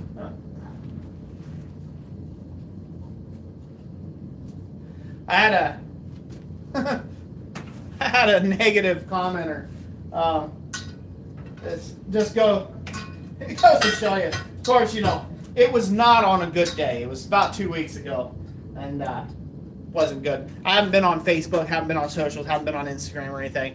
I had popped on Facebook, and there was a comment. We were mentioning about a live stream that we were going to attempt to do, the one that we missed on the 15th, and then the guy had said, I forget what he said. He basically had commented. He said, oh, what? Are you still going to be making the incredibly simplistic and basic ironwork that you've been doing for the last decade? You know, that kind of thing. But, obviously he was saying it sarcastic, like to be nasty and be mean. And it just, I don't know. It kind of struck me funny. It's like, man, Satan really knows how to come in, just kick you right in the teeth, when you're already feeling down. And but I didn't even honor it with a reply. I just doot, block. Now you'll never know, because it was just like, there's nothing good that's going to come out of me replying, so probably not. But yeah, so you pan over there. There you go. Oh. You just pan over. Might as well just loosen them up. Steady. No, I get there. They said I did good with my ninja walk, so Yeah. I'm doing all right. There you go. Good. That's the simplistic ironwork I make. So. I felt like telling the guy, I'm sorry I have to dumb it down for YouTube and for simple minds such as you. But I figured that was a stroke too far. I figured that wasn't good, because I don't want to insult anyone else. I just wanted to insult that guy. But anyways, so yeah, simple, basic, easy. Anyone can do it. That's all I'll say. Give this leaf a try. All right, let's go to the other room. All right. Enough cattywamping in here. Enough cattywamping, he says. Enough the cattywamping. Move to the other room. All right.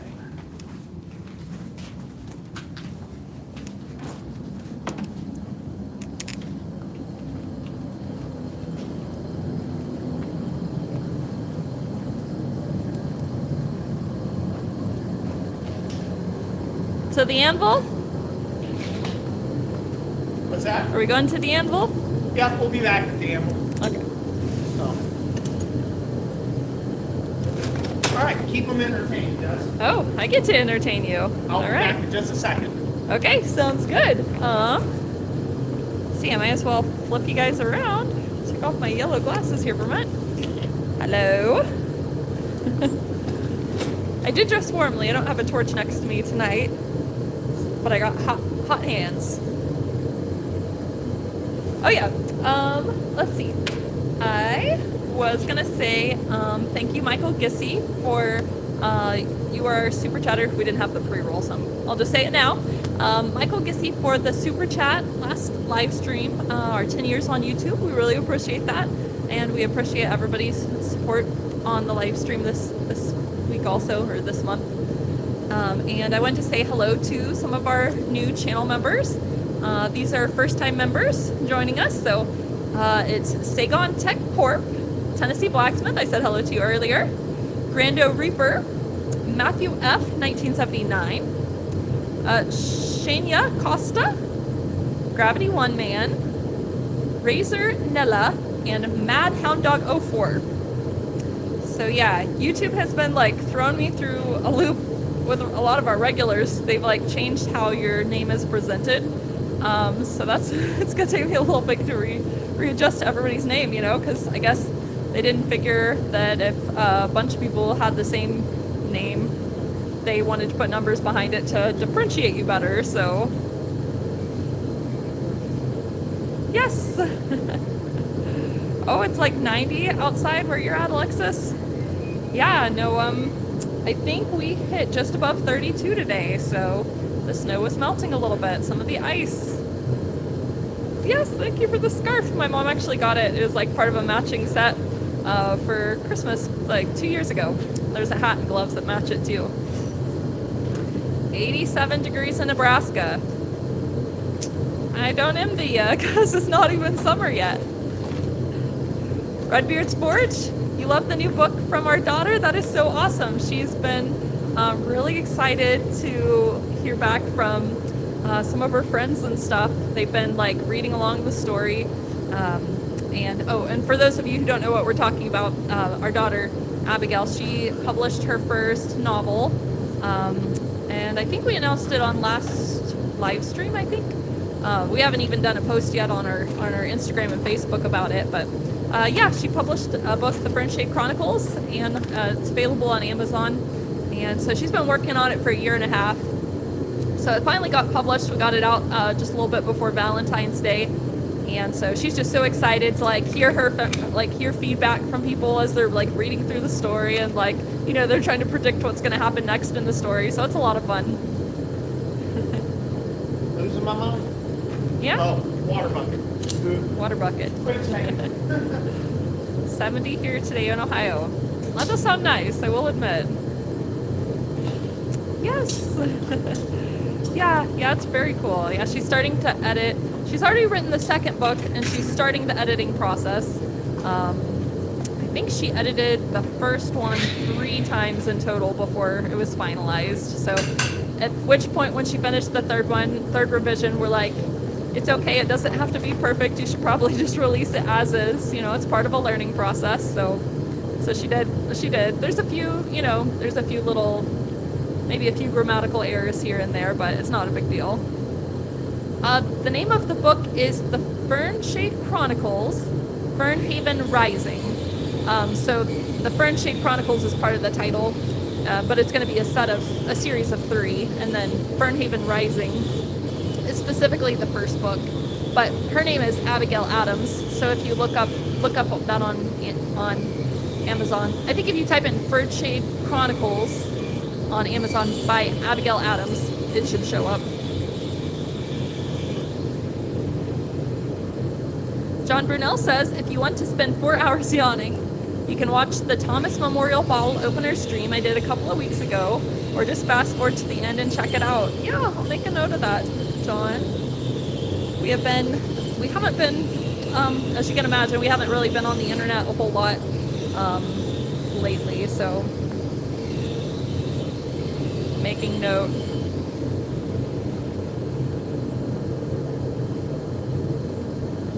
I'm a note person, so like I live by my list on my phone. If I have something I need to do and if I don't put it on my list, I completely forget. Possum Sausage, yes, that's correct. Fernshade Chronicles. It is a fantasy novel. It is kind of an adventure story, and it's about foxes that are on the brink of war with other clans, she calls them, so other types of animals. And so the main character is like a teenage fox, and she's going along with her father to what's supposed to be a peace meeting, and kind of chaos starts breaking out. So I won't give away too much. She does, however, yeah, if you want to read the first chapter, she has it for free at her website. She worked for 2 months on her website too, and that is floraandfoxdesigns.com. And so yeah, she has the whole first chapter available there for free. Go put on glasses.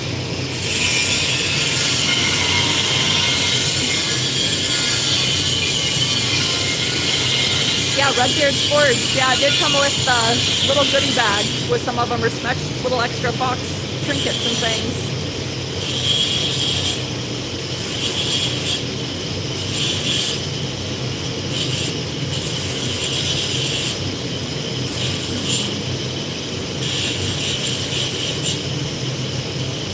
Over there using a saw on I forget what that thing's called now. Should be done in a moment. Keith, if you let's see, if you want to get a signed copy, if you want to go to her Etsy store, actually, she sells signed copies through the Etsy store, and you can actually request. You can even she'll write a little note for you if you want it addressed a certain way. So that's her Etsy shop is Flora and Fox Designs, all squished together. And also if you go to just her regular website, floraandfoxdesigns.com, you can find areas where it'll redirect to her Etsy shop and things like that.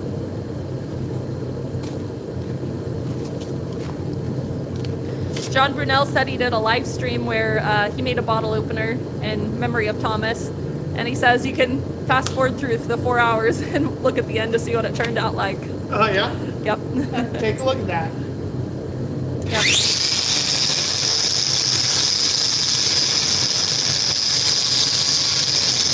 Apple Ironworks, yes. Yes, it is the same daughter that does the sketchbook.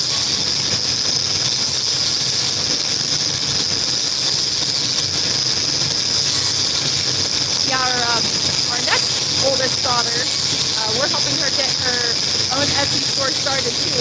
We kind of made it a rule that when our kids turn 13, they're allowed to start their own Etsy shops, because Etsy has a policy where they allow 13-year-olds to start a shop with their parents' permission. So, but yes, our oldest daughter, she's really into illustrating and really into all kinds of artwork and painting and writing too, obviously.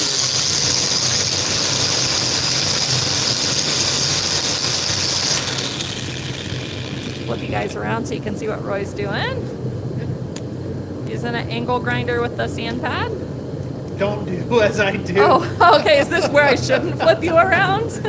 Yeah. Okay, back to me. No, you go back over here. Oh. It's fine. You can do You it. set up right in front of me, Hey, so I'm like, they've okay, already maybe seen he's. it. So here, I mean, they didn't actually see it because you bring them weren't. over here. You can see what I'm Okay. doing. Now that you're done jawing. Now that I'm done jawing. Yeah. Thank you, Redbeard. He says we have very talented kids. That's the deal. So, don't do what I'm doing. That's the best advice I can offer.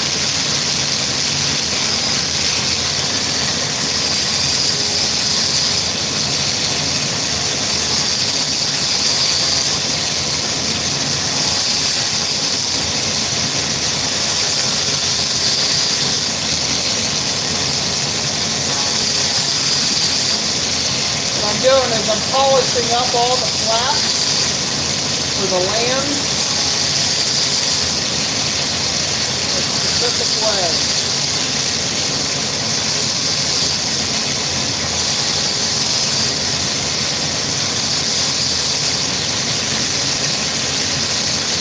Sweet.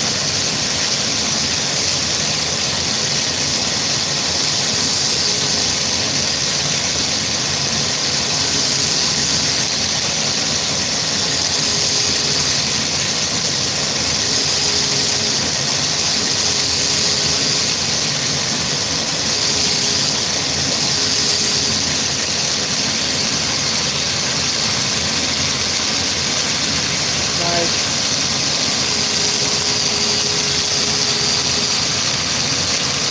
Better.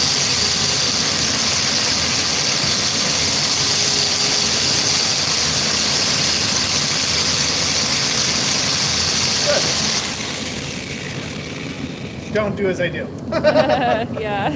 Oh, all right.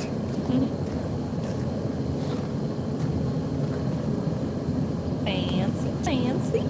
You see that? Yes, you can. See how shiny that is? Yep.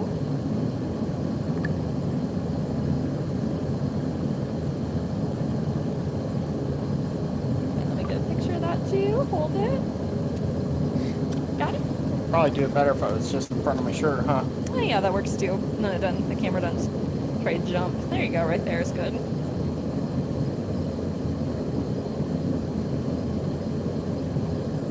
What's everybody think? Roger Caldwell says looks great. St. Galano says, are you giving that away with the anvil tonight? Nope. I think everybody's trying to get him to enter it in the forging competition that they have. I'll put it in the Blacksmith Challenge group this month. How's that sound? Sounds good.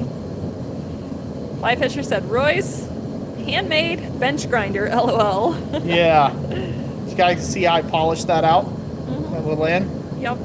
Now that was done with 300 grit on a flat disc. Not flat disc, but like just a flat sandpaper disc. So now what I may do is just end up polishing and buffing this now. And buff that extra, and then this whole thing would get painted. And so the darks, the insides will be really dark, and the outsides will be really shiny. Yeah. And nice. give it kind of a nice, unique, contemporary or modern aesthetic, contemporary / modern fusion aesthetic. So Yeah, that's cool. there you go. Yeki says, please do enter it. There it is. That's how it should be. That's how the says- cookie crumbles on that one. He says, gold leaf it. Go leave it. Gold leaf it. That is always a possibility. Roger Caldwell says, will you vein the leaf? Nope. No? So, I don't know how close I can get. Let me see here. Yeah. Just stay put. Let's see how close I can get.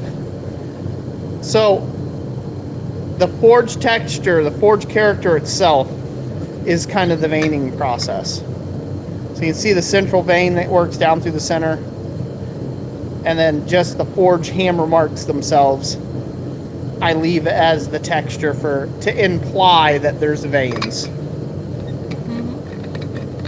All about that texture. Yeah.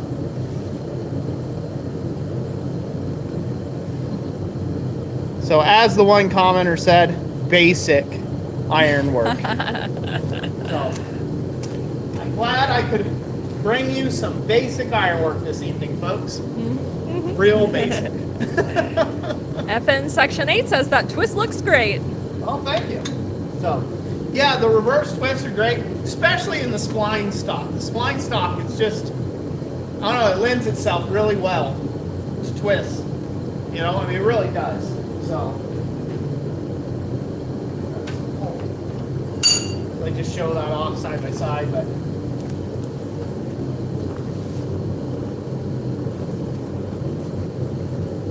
Yeah, you can see the spline. See how many splines there are? Mm-hmm. You Yeah. see that okay? Yeah, 6, I think. Yep, 6 splines. Yeah.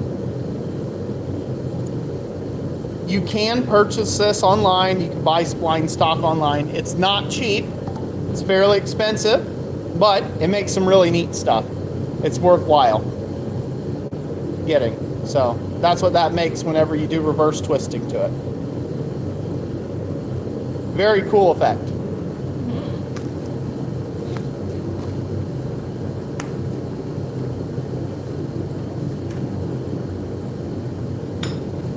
Questions, Jess? Comments? Fly Fisher says I don't like to polish and sand stuff much. Yeah. Rob says no tempering required, although I think he's referring to, they were talking about a type of metal. Okay. Yeah, it's a side combo. A33, yeah. Redneck Forge says, how long is it? The whole thing's 5 inches long. So, you can make the handle shorter, make it longer, do whatever you want with it. I mean, world's your oyster, basically. I like my pieces to make an impression. I don't like my pieces to be diminutive. I don't like them to be kind of like just hidden in the background where no one sees it. I think ironwork ought to be bold. It ought to be in your face. It ought to be proud. It ought to be like, I'm here, look at me. I make stuff because that's just a good fit. So just across the palm of my hand, you know, the handle's, 4-ish inches, about another inch for the leaf area, right? So it's at maybe just slightly a little bit longer. I called it 5 inches. That's going to be my guesstimate. I'd go grab a ruler real quick and I'm going to check myself on it because why not? We're here. Okay. And I can do so. Second. All right.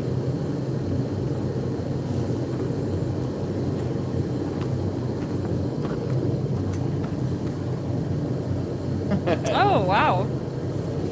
There you go. Yep. Bang on. Yeah. Just a touch over 5 inches. Mm-hmm. Yep. Not bad for hand-eye forging. No, no. Where's your So- bottle to test? So that's probably what, 5 1/4, 5 3/8 ish. Uh-huh. So Uh-huh. then 3/8 of an inch. Not bad. Josh Montgomery, we don't really drink that much stuff that comes in bottles. So I don't know. We'll have to rummage around to see if there's anything laying around. So talk about cleanup work, polish work, elevation of ironwork for a second. So this is for all you new folk out there, or even guys who've been forging for a little while. We all have preferences for ironwork, but don't let your preferences hold you back from experimentation and trying out new things. Because I forget who it was that had said that they don't like polishing their work a whole lot, or sanding or polishing their work. And so I want to speak to that for a second. I suggest that you find some ways of adding sanding and polishing and highlighting to your work, would be my suggestion for you. Because it can help develop you in other ways as a smith. Finish work, 90% of the value is put on in 10% of finished work. So your final result, your final item, is the result of that item, the way it looks, is all going to come down to your final, to that last 10% of finishing steps, is how the whole thing's going to go. And so it'll either be good or bad based upon that. You could work perfectly, you could make the most beautiful iron in the world and choose the wrong finish, and you pretty much you just smeared poop on it, right? You can put a lot of lipstick on a pig, right? But a lot of poop on a pretty woman doesn't work the same way, right? So, No. right? You put a lot of lipstick on a pig, but you can't go the other way around, right? Yeah. No, I don't think you want So, to. so shiny sails, but more than that, with the amount of work that I've done over the years, I've had to take clients on. I've had to work to other clients' whims, what they thought looked good, what they didn't like, and I had to find ways of achieving those goals for those clients. And because of that, that's made me have to be a bit of a jack of all trades kind of thing, right? Because I've had to be very adaptable in the forge. And that's given me a lot of experience, and it's given me a good eye for what looks good and what doesn't look good. So I know that when I paint this later, some people, I've heard Smith say, oh, I hate paint. I never paint nothing. Well, again, that's just because you're inexperienced with it. The paint on this, I know exactly what type of paint I'm going to use. I know what type of clear coat, and I know exactly what that's going to do to this material. I know how dark it's going to make this. And I'm playing off light and shadow lines that are all these nuances from years and years and years of experience of playing with those things and having to match, ironwork to something or a particular style that a client already had in their home. And so I would encourage anybody out there, if you find yourself rutted in your ironwork, or if you're just new to this, experiment with all sorts of things. I have experimented with metal dyes. I've experimented with every type of finish just about under the sun on steel. I have done colors. I've painted. I've not painted, right? I've done a little bit of just about everything, Now, I have my own preferences. My preference is to gild everything nowadays just because I'm a bit of a gilding nut. I like to see things in gold and silver. But, this is where I'm at right now currently, right? But there was a time that I thought that brass brushing, this thing would be so brass when I first found brass brushing, and that's all I did. I was very one-dimensional in my pursuit. That's all I did was brass brushing. When I learned how to make leaves for the first time, everything I made had a leaf on it. Everything I made had a leaf on it. Could not do anything without a leaf on it. Then I learned how to do animal heads, and everything had a ram's head on it. Everything I made had a ram's head on it, and a leaf of some kind. so, and that was just part of my development as a smith, and experimenting with different finishes is good. I've seen a lot of really good ironwork ruined by just putting wax on it, and it hides up all the texture and all the detail because they gobbed wax on it. It looked more like a scented candle than it did, nice ironwork piece. So it is good to experiment. Black is not the only color for ironwork. High polish can be you can highlight your work and show off your details. Sometimes that doesn't work out for you. Sometimes you want to hide some of the details because maybe it wasn't your best work, and black's a real great way to go. It covers a multitude of sins. So I just want to encourage you all out there to experiment with different textures, different finishes that you otherwise would not do. Don't get too one-dimensional with your work. Later, there'll be time for that later on. Like now, my favorite thing's French Baroque ironwork. So I'm happy with just doing Baroque ironwork. That's my favorite type of ironwork, and I'm not really interested in any other genres right now. And I'm okay with that. And I might settle on that. That's my style going forward. But who knows? Maybe in another decade it'll be steampunk. Who knows? Who knows where we go? Or maybe I'll just get real modern with it. Ain't that right, Jess? That's right. I need commentary. Yeah, Girl. sure. Grey Doll says, most of my ironwork is also broke. Roger Caldwell says steampunk, question mark. Never know.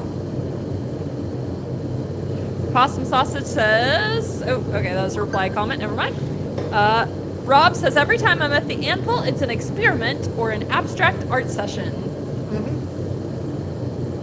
John Brunell says, my best stuff had automotive paint on it.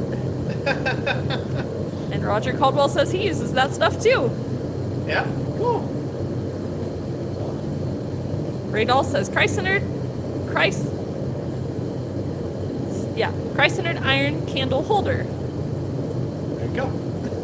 Whatever that means. Yeah, so much wax. I might have on read that wrong, I don't know. it. Maybe have, yeah. Yeah. Redbeard says, I like brass brushing, but I prefer incorporating copper. There you go. Copper brush. Again, it's fun. Try it out. Try a whole bunch of different things. That's what's fun about this craft. You don't have to stay rooted and grounded in one thing. You can take it a lot of different directions. Gnome's Ironworks says, I'm going to have to try that. Yeah.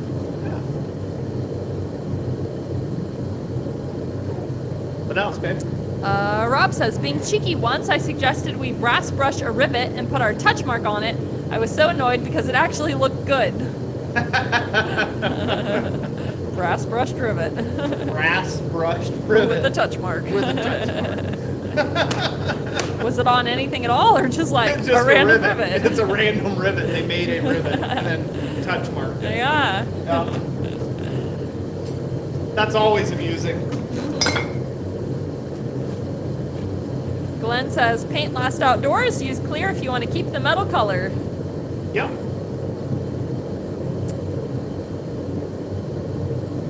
Anything else? Good? We're good. Okay. All right. What time have we at? Well, we're an hour 51 in. Okay. 8:51. 8:51. Okay, good. Good. So, with that being said, I will go ahead and shut off the forge, and then we're going to go ahead and draw from the anvil. Sound good? Yep. Yep. So we'll go over that, shut off the forge, we'll draw for the anvil, and then we'll leave it open for a little bit of Q&A, and then we'll finish it out that way. Sound good? All right. All right. So let me go shut off this forge real quick. It'll get quieter.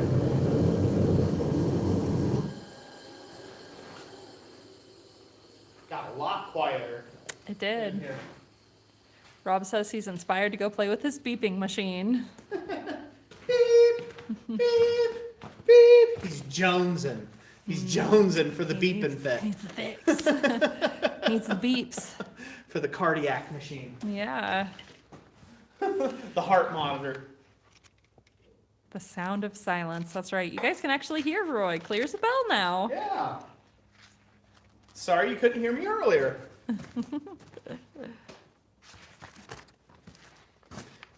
Oh, I tell you what. Forging is healing. It feels good. Feels good to forge. Oh, feels good to make a bottle opener. As stupid as that may sound. Something as simple as a bottle opener.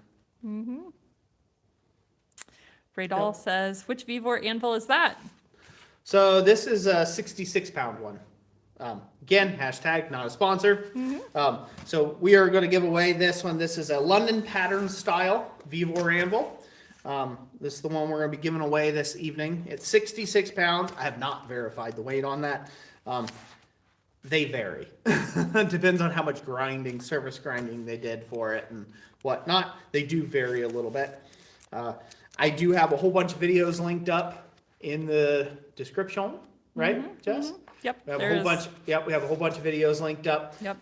Down there that we do that we have put there that we did a whole review on this thing. And in fact, we also, I don't know if you linked that video, but well, me and Thomas destruction testing it. Yep, I believe so. So- Yeah, will it survive is what Yeah. that one's titled. Will it survive? Should I bury the plot? Should I show them the anvil? That was in the video. I don't know. No, we'll let them watch. Yeah, We'll let yeah. them watch. So basically, we were taking a crack at this with a couple big old hammers. I believe a 10-pound sledge and a 12-pound sledgehammer. So we were taking some swings at this and seeing how long it would hold up. And it did tremendously well for what you would expect out of a very cheap anvil. So, yeah, did good. So, let's get into it, shall we? Any questions, comments? Everybody's commenting on the anvil now, huh? Let's see. Ken Foster says, does it seem any better than the blue paint ones? I wouldn't say better. I would just say same. I don't know. You know, I as far as all the other anvils I've tested, I've been real impressed with all the cheap anvils. Some guys don't like them, but I do. I feel like they're nice. You know, they're pretty lively. Oh, You know, of course, that's sitting on Olga too. So, you know. So I mean, they're pretty lively. Face doesn't dent up. They have decent Rockwell hardness. Yeah, so I've been pretty impressed with the cheaper anvils. I did say in my one review, and I still think it here, that this tail section's a little thin for a hardy tool. I feel like it's just a little thin. yeah. But that's a personal preference of mine, you know. That's for others that might work out just fine. You know, you just can't be overly abusive to the tail of the anvil on these, just because it's pretty thin out there. But the horns are nice. They're nice and conical. Good shape on the ground face. Decent step on them. Again, if you were to plop this on a block, no one would be able to tell this isn't a high quality anvil or, you know, a more expensive anvil, right? If you were to put this on a block somewhere and you were out demonstrating at a show, you'd never know it. So, yep. So I think a pretty decent quality anvil. So decent quality enough to give away. So I think it'll work out just fine. Keith says, is the step hardened how I assume the face is? The face is harder than the step. The face is harder than the horn and the step. In my testing, the face is the hardest part. And I think it's because they induction heat harden the thing. So they run basically an induction coil over this when it's in the assembly line, and then it gets quenched. And it's just the face that's hardened. It's not hardened throughout. It's literally just face is hardened. But they don't do it on the horn.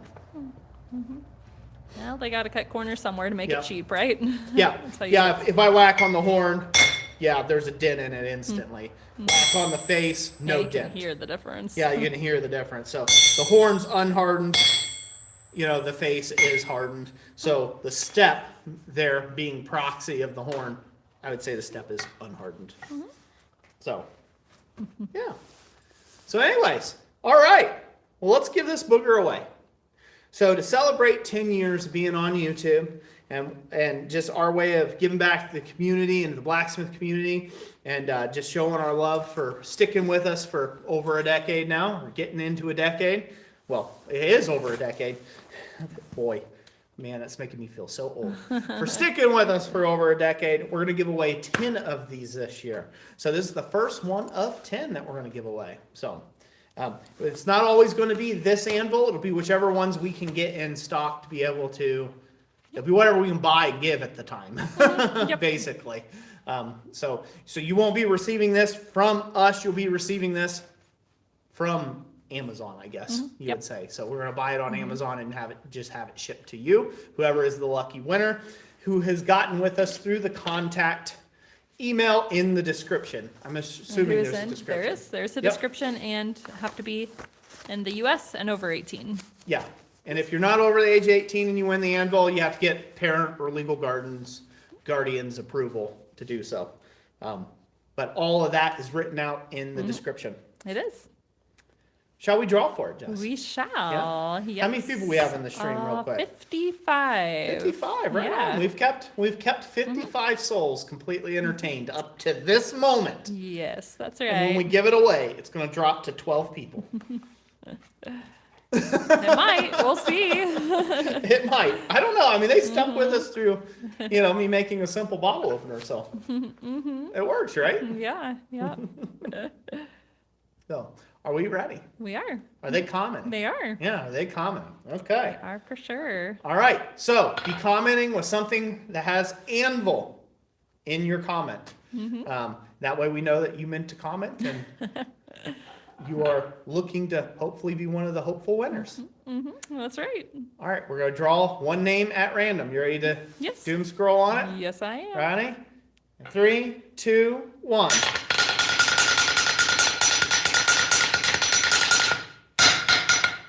Who do we have, Jess? We have FN Section 8 with, I think they are a good anvil.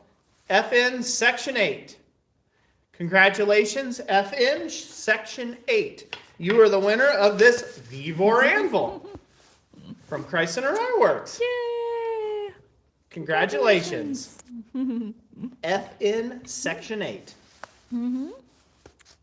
That's right. Hopefully he'll see it. Yeah. Or her. Danimal said they left. We don't know that. He has to draw They back up. left. Give it away to somebody He else. says, congrats, and then he says, uh-oh. Oh. Awesome. Well, it did go down to 51. So. Went down to 51. Yep. We had some rage quits. there. But now it's 58. Oh, there we go. We went back up. So yeah, FN Section 8, right? One. Yep. That's Okay. correct. Well, FN Section 8, you have 24 hours. Oh, Get he's with in Canada. You're Okay. in Canada. Okay, well, we will have to redraw then. Ah. You did have the word anvil in your comments, so I didn't know. Okay, we're going to redraw then. Okay. So, I am sorry, FN Section 8. If our two countries weren't weird, I would be happy to send it to you. In a heartbeat. That's right. All right, well, back up. All right, Roll back the up. anvil All again. right, we're going to redraw here. Okay. Real quick, all right? So, anybody who's talking about Anvil is in the United States, we're going to redraw for the Anvil now, okay? That's right. Is everybody ready? Yep, they're ready. All right, 3, 2, 1, here we go.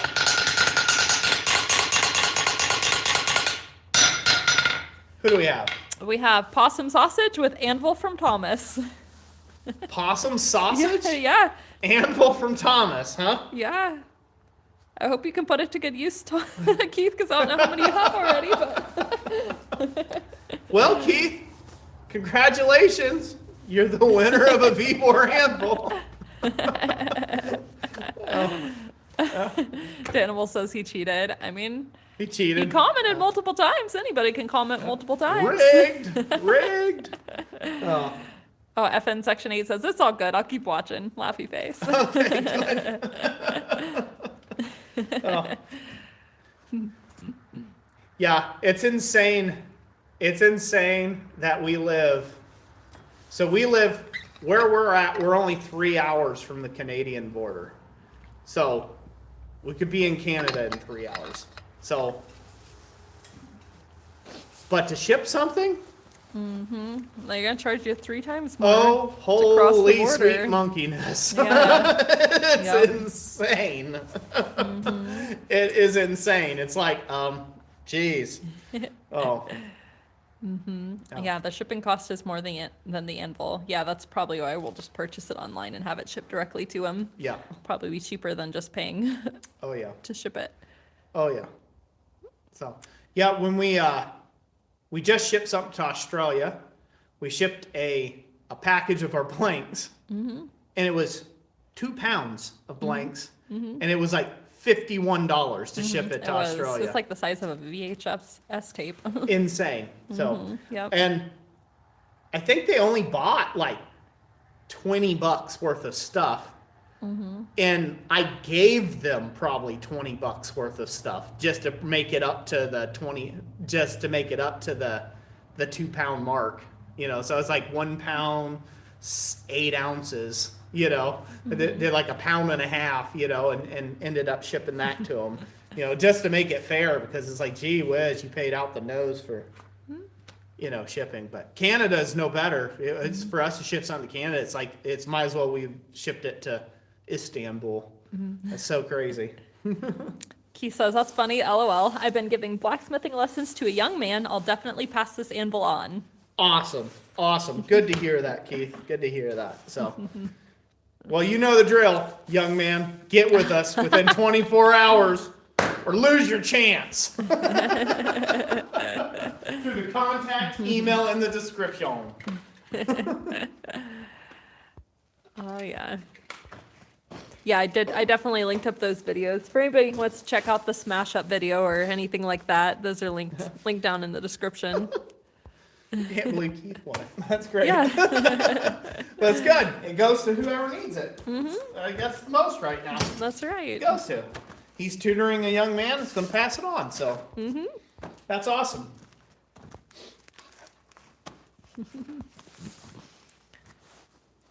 Yep. Oh, we don't have you on speed dial? No. Yeah, I suppose you haven't moved in the last probably decade that we've known you. Hey, dim's the rules. Them's the rules. No cutting corners, huh? No cutting corners. He's a stickler with that rule. I better see them emailed, bro.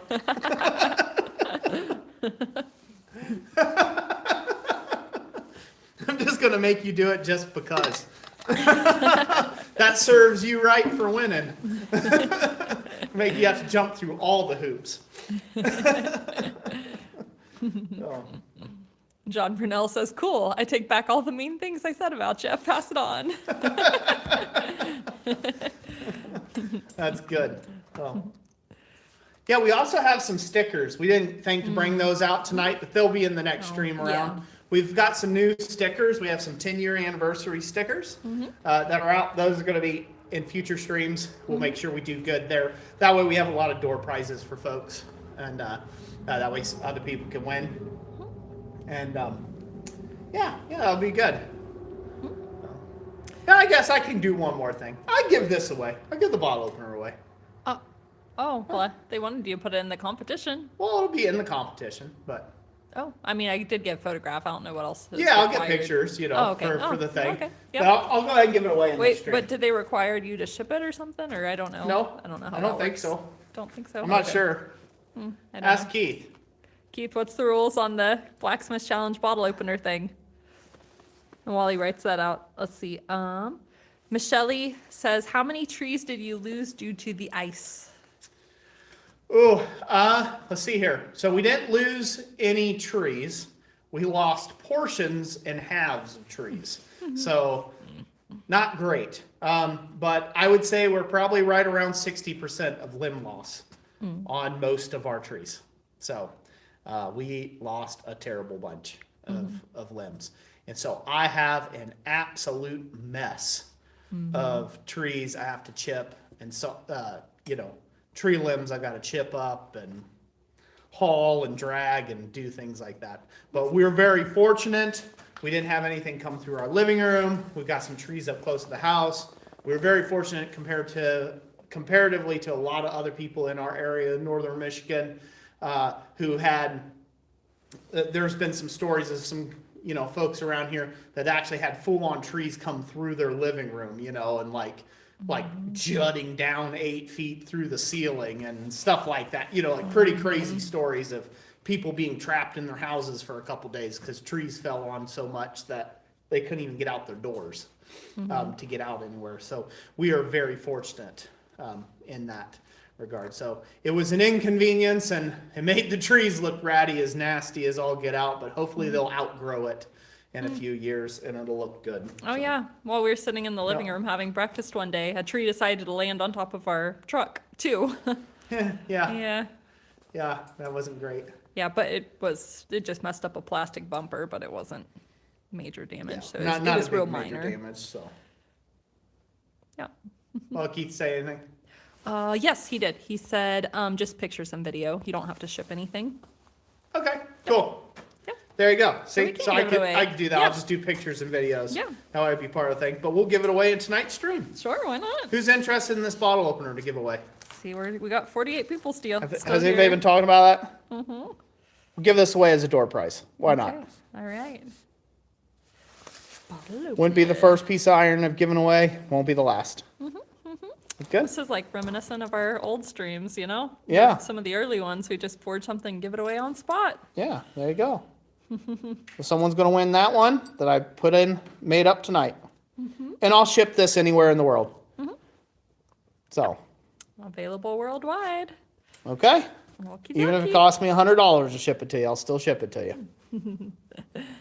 Somebody at the North Pole. But if it costs $1,000, I'm going to need your firstborn to be named after me, though. Okay?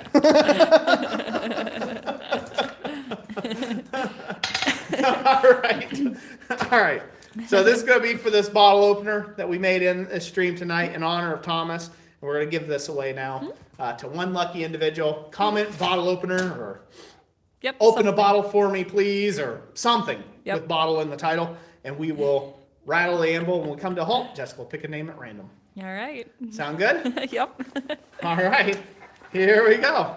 And 3, 2, 1.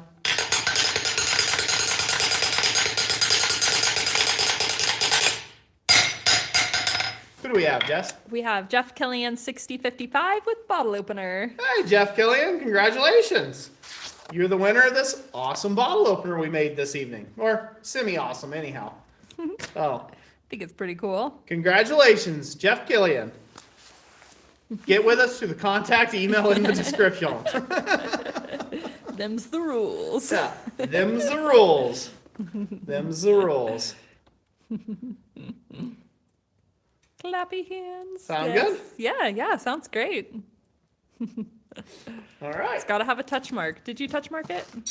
Sure. Sure I did.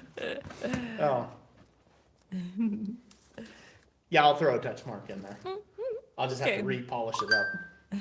Harass Jeff like like we harassed Keith. Why, Jeff? How many bottle openers do you have? Do you need another one? He does need another one. Yeah. Always good. A.T. Smith's Custom Creations, thanks for joining us. Hey, thanks for being here.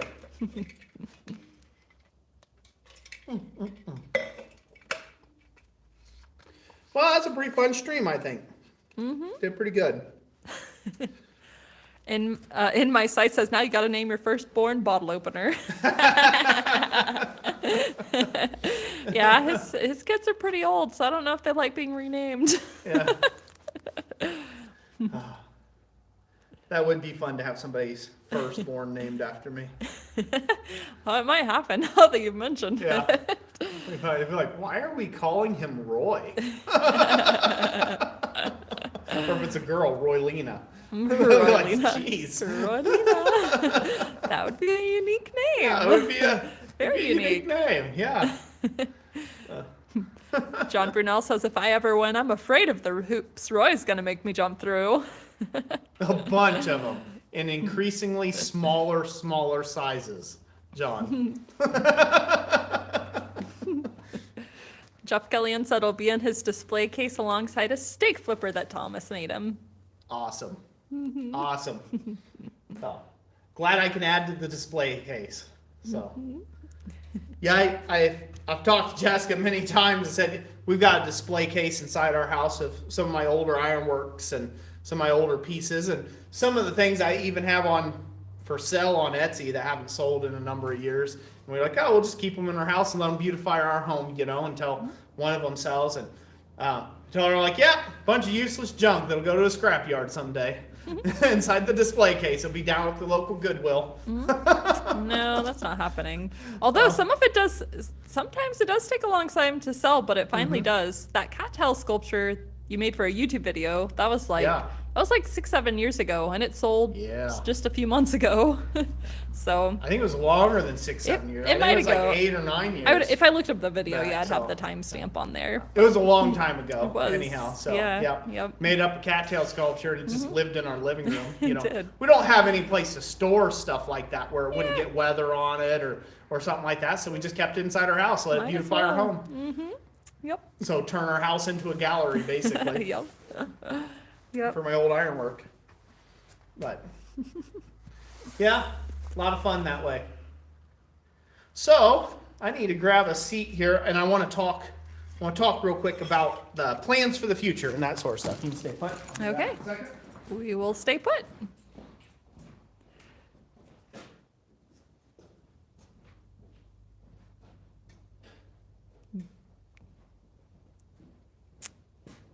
Oh, Jeff Killian says, along with the little anvil that you and Thomas made. Is that little tiny one made from like a bolt head or something like that? I don't know. You've done a few little anvils. I'm kind of forgetting which one you worked on. Or was it the one that was the birth of the anvil? Did we give that away? I don't know. No, that thing's still in here. It's still around. So Okay. The warehouse of misfit forgings, says John Brunel.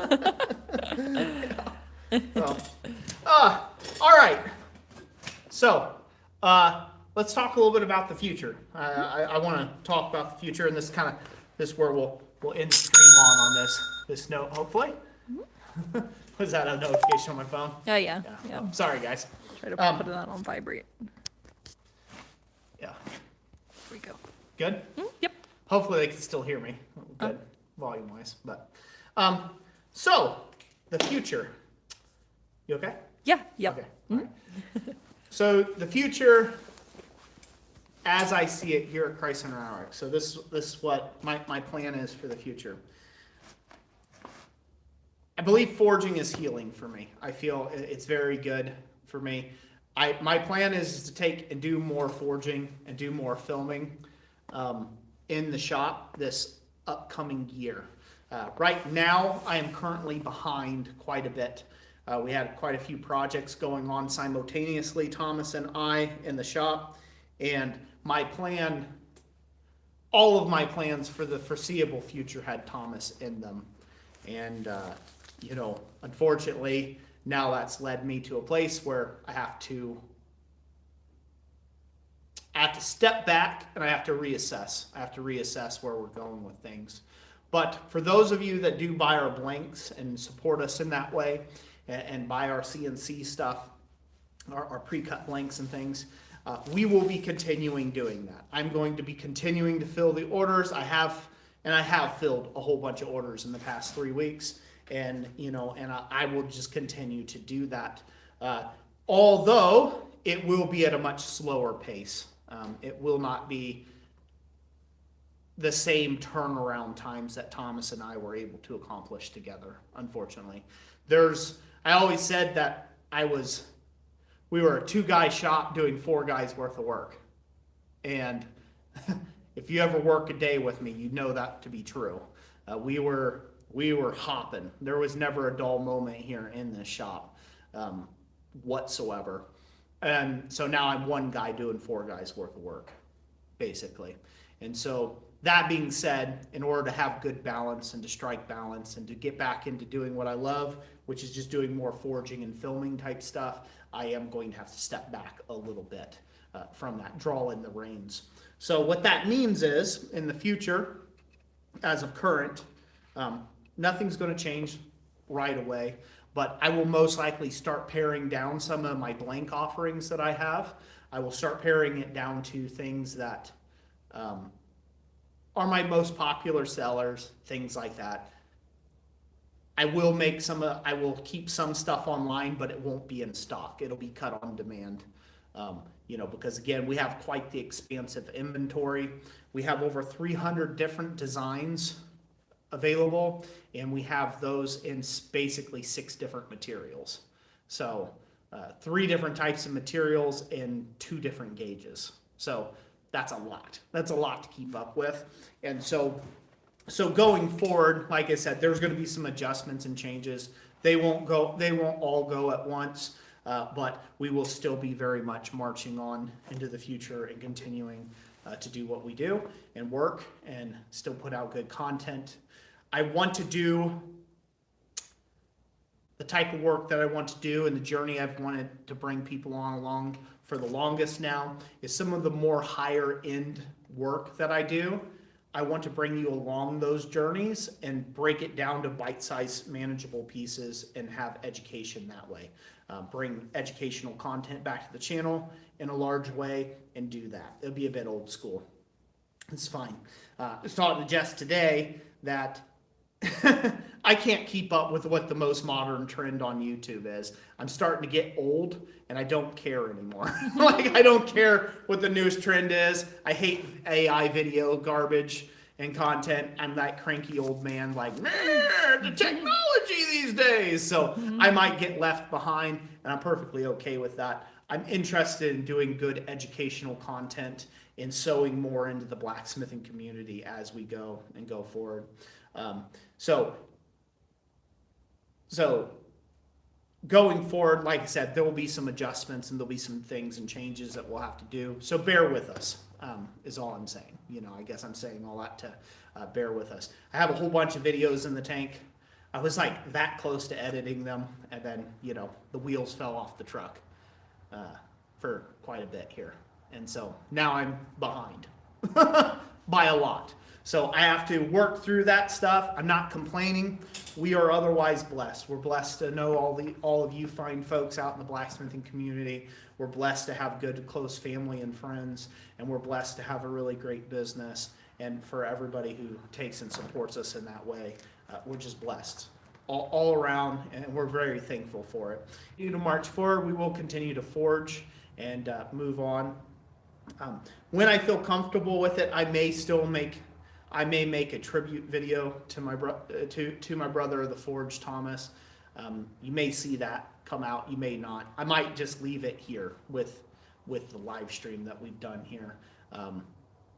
Again, as you can understand, it's kind of a sore subject. What I like to do with this channel, this is the human element of being human, right? So we're real people on the other side of this lens.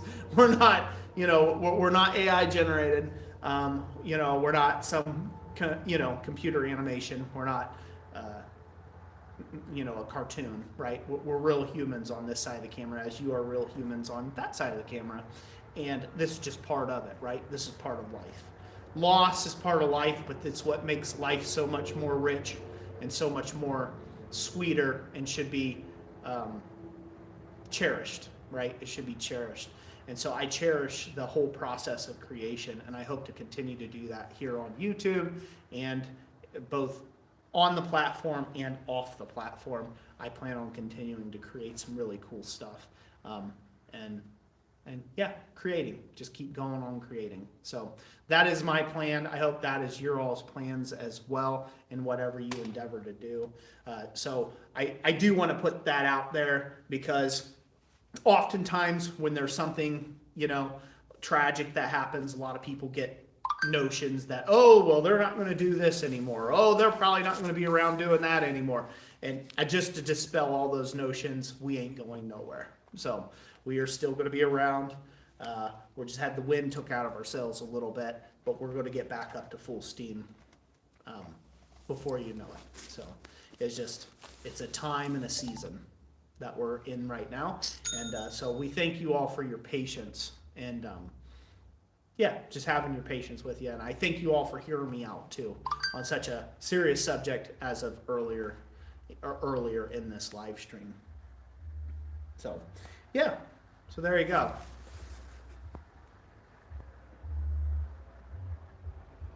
Danimal says, Roy, do what you feel to honor Thomas. If you leave it here, that's good. And if you do more, that's good too.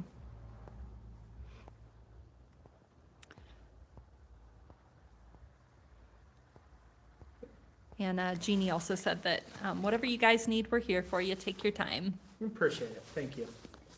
And thank you, Daniels. So, So overall outlook going through 2026, things are going to be different. I'll have a lot of time of reflection, a lot of time to think while I'm doing all this work. That's it. I got to do. I'll have a lot of thinking time, how I want to take and do things in the future. But we're still going to do the CNC stuff. I'm still going to forge. I'm still going to put out videos. Still going to do all that stuff. It's just going to be a bit slower, unfortunately. It's the way it is. And, keep going through. But one thing I am excited about, I'm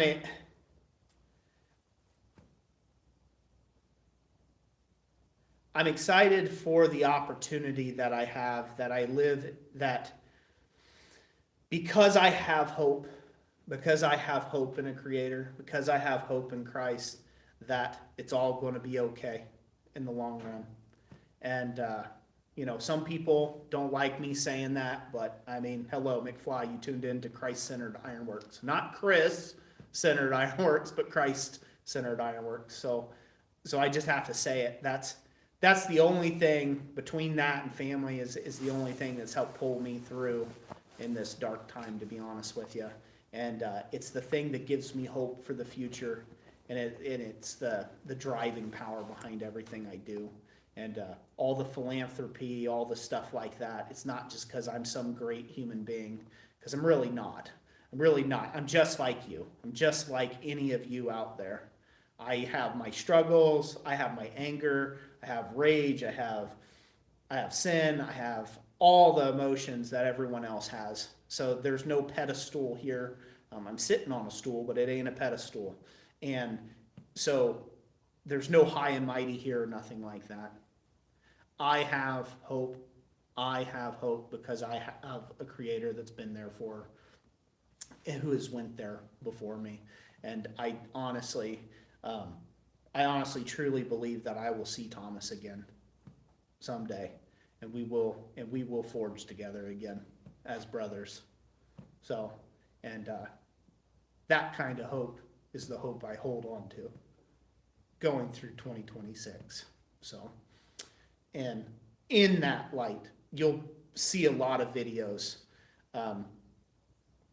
You're going to see a lot of videos from me. So they're going to be happy videos. They're going to be videos that I think Thomas would smile at. You know, shortly before Thomas passed, like the last month or two, he kept hounding me. He's like, you know, I'm going to remove my support of you unless you start getting busy and making videos. So because he supported me as a channel member.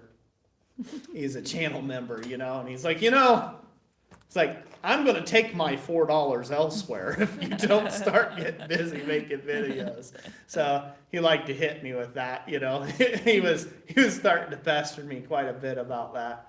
And so, yeah, I've got some videos that I have been sitting on for no good reason other than just the fact of just not having time to sit and edit them. Since last year, spring last year, this time. So they are officially cooked like a year old videos. You know, they're like a solid year well old. aged. So yeah, well aged. But yeah, I'm reminded of that. You know, they've done that. So I've got a lot of hope. I got a lot of hope for the future, and I look forward to continuing to bring light to you all, and that's what I hope to do. That's what I hope to do. Continue to bring light. This big old nasty world out there isn't so nasty. All you gotta do is take a little bit of time, get out of the noise, go out to a field, watch a deer eat some grass, a bee fly by, you know, birds chirp. They do not worry, they do not sow, they do not tarry, they don't bring in harvest, and they don't plant seeds, you know, and yet God clothes them, and God takes care of them, and God gives them rest, and he does for us too as well. So, you know, so I hope to continue to bring that through the channel and in all the videos going forward. That's my big mission of 2026, is to bring that light out there, and it's what I will continue to do. So that's my big plan. I really thank you all. I praise God for you all. Thank you for sitting here. Thank you for listening to me be on my soapbox and preach at you for a second. And yeah, we'll get back onto your normally scheduled content and programming here shortly. So, all right, Jess. Yeah. Ray Dahl says there are only two things you can do in life that last. The first is blacksmithing, and the second is to serve God.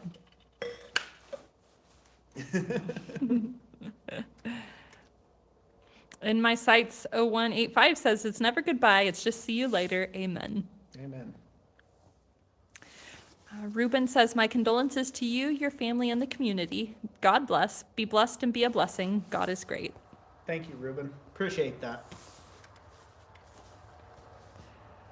Francis says the Cole family is praying for you and for his family. Let us know if we can do anything.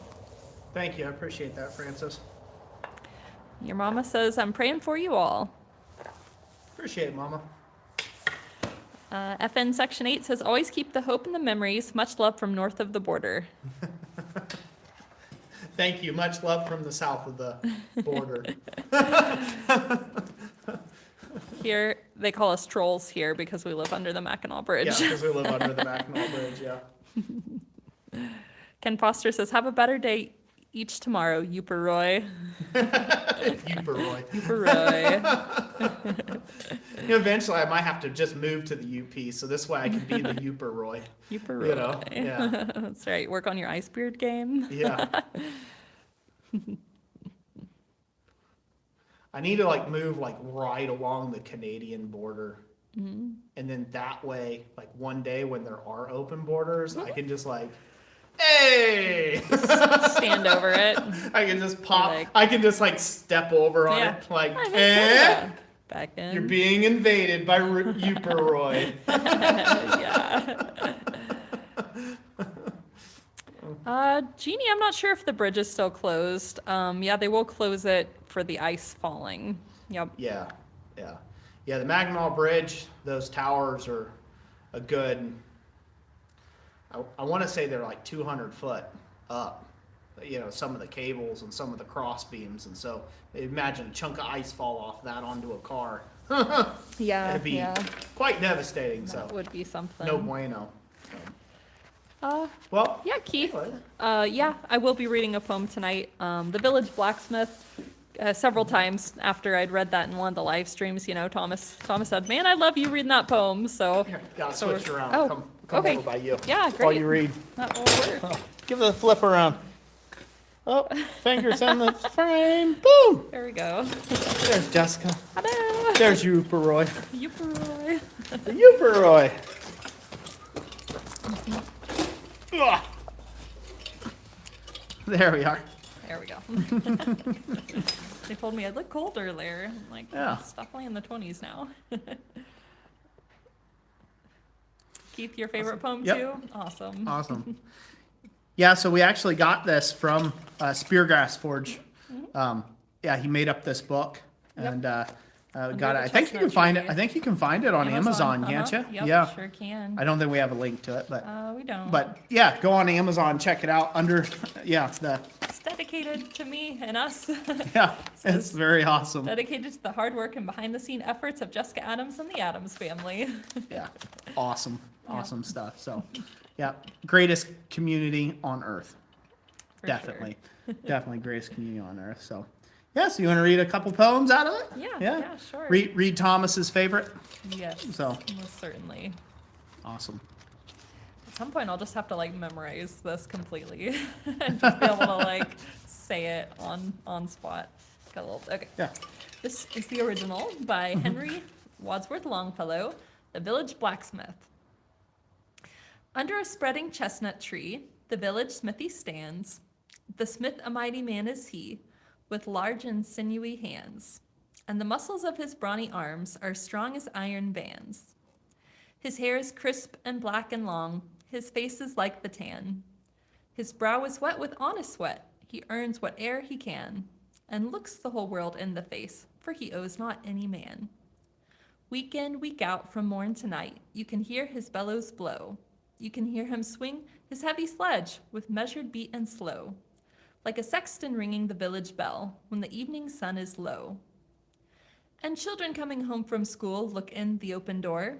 They love to see the flaming forge and hear the bellows roar, and catch the burning sparks that fly like chaff from a threshing floor. He goes on Sunday to the church and sits among his boys. He hears the parson pray and preach. He hears his daughter's voice, singing in the village choir, and it makes his heart rejoice. It sounds to him like her mother's voice, singing in paradise. He needs must think of her once more, how in the grave she lies, and with his hard, rough hand he wipes a tear out of his eyes.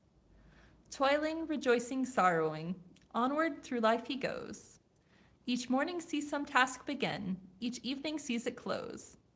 Something attempted, something done, has earned a night's repose. Thanks to thee, my worthy friend, for the lesson thou hast taught. Thus at the flaming forge of life our fortunes must be wrought. Thus on its sounding anvil shaped each burning deed and thought. That's an awesome poem. It is. Awesome poem. And tell why it's liked so much. It's a good one. So, anyways, so I think we'll end it there. Okay, Sound good? that sounds good. So, I want to thank everyone so much for being here. Thank you all so much for supporting Jessica and I, and through tough times and through all of this and stuff. We really do appreciate you all. I'll get that anvil shipped out soon, or I'll get with Keith about if he gets with me through the contact email in the description. I'll also get that bottle opener shipped out as well. So that will be sometime Monday-ish, Tuesday-ish, somewhere in there. So, yep. So thank you all so much for being here. We will have another live stream in April at some point. Yep, we will. That will be our plan. So we do plan on doing another live stream in April, and we'll see how that goes. And hopefully we will get back onto our regular camera. our regular cameras with multiple camera angles, and we will be getting back on that fancy finial in that I made, and we're gonna be turning that into a really ornate hook. So That'll be nice. of all sorts. So we'll be able to hang a jacket up or something with Yeah. it. So, Yeah, definitely. It's very French. yep. So, anyway, so thank you everyone for being here. Thank you so much for all your support, and God bless each and every last one of you out in the forge. Keep the fires lit, and keep those anvils singing. So, and make a heavenly chorus of it. So, all right, guys, we'll talk to you later, and have a great and awesome weekend, and the rest of your all's weeks, rest of the month. Bye now. As soon as we can figure out how to go. Yeah, it still didn't go. I was like, Nope. you're There going you to go. put me in charge of turning it off? I never use a phone live stream.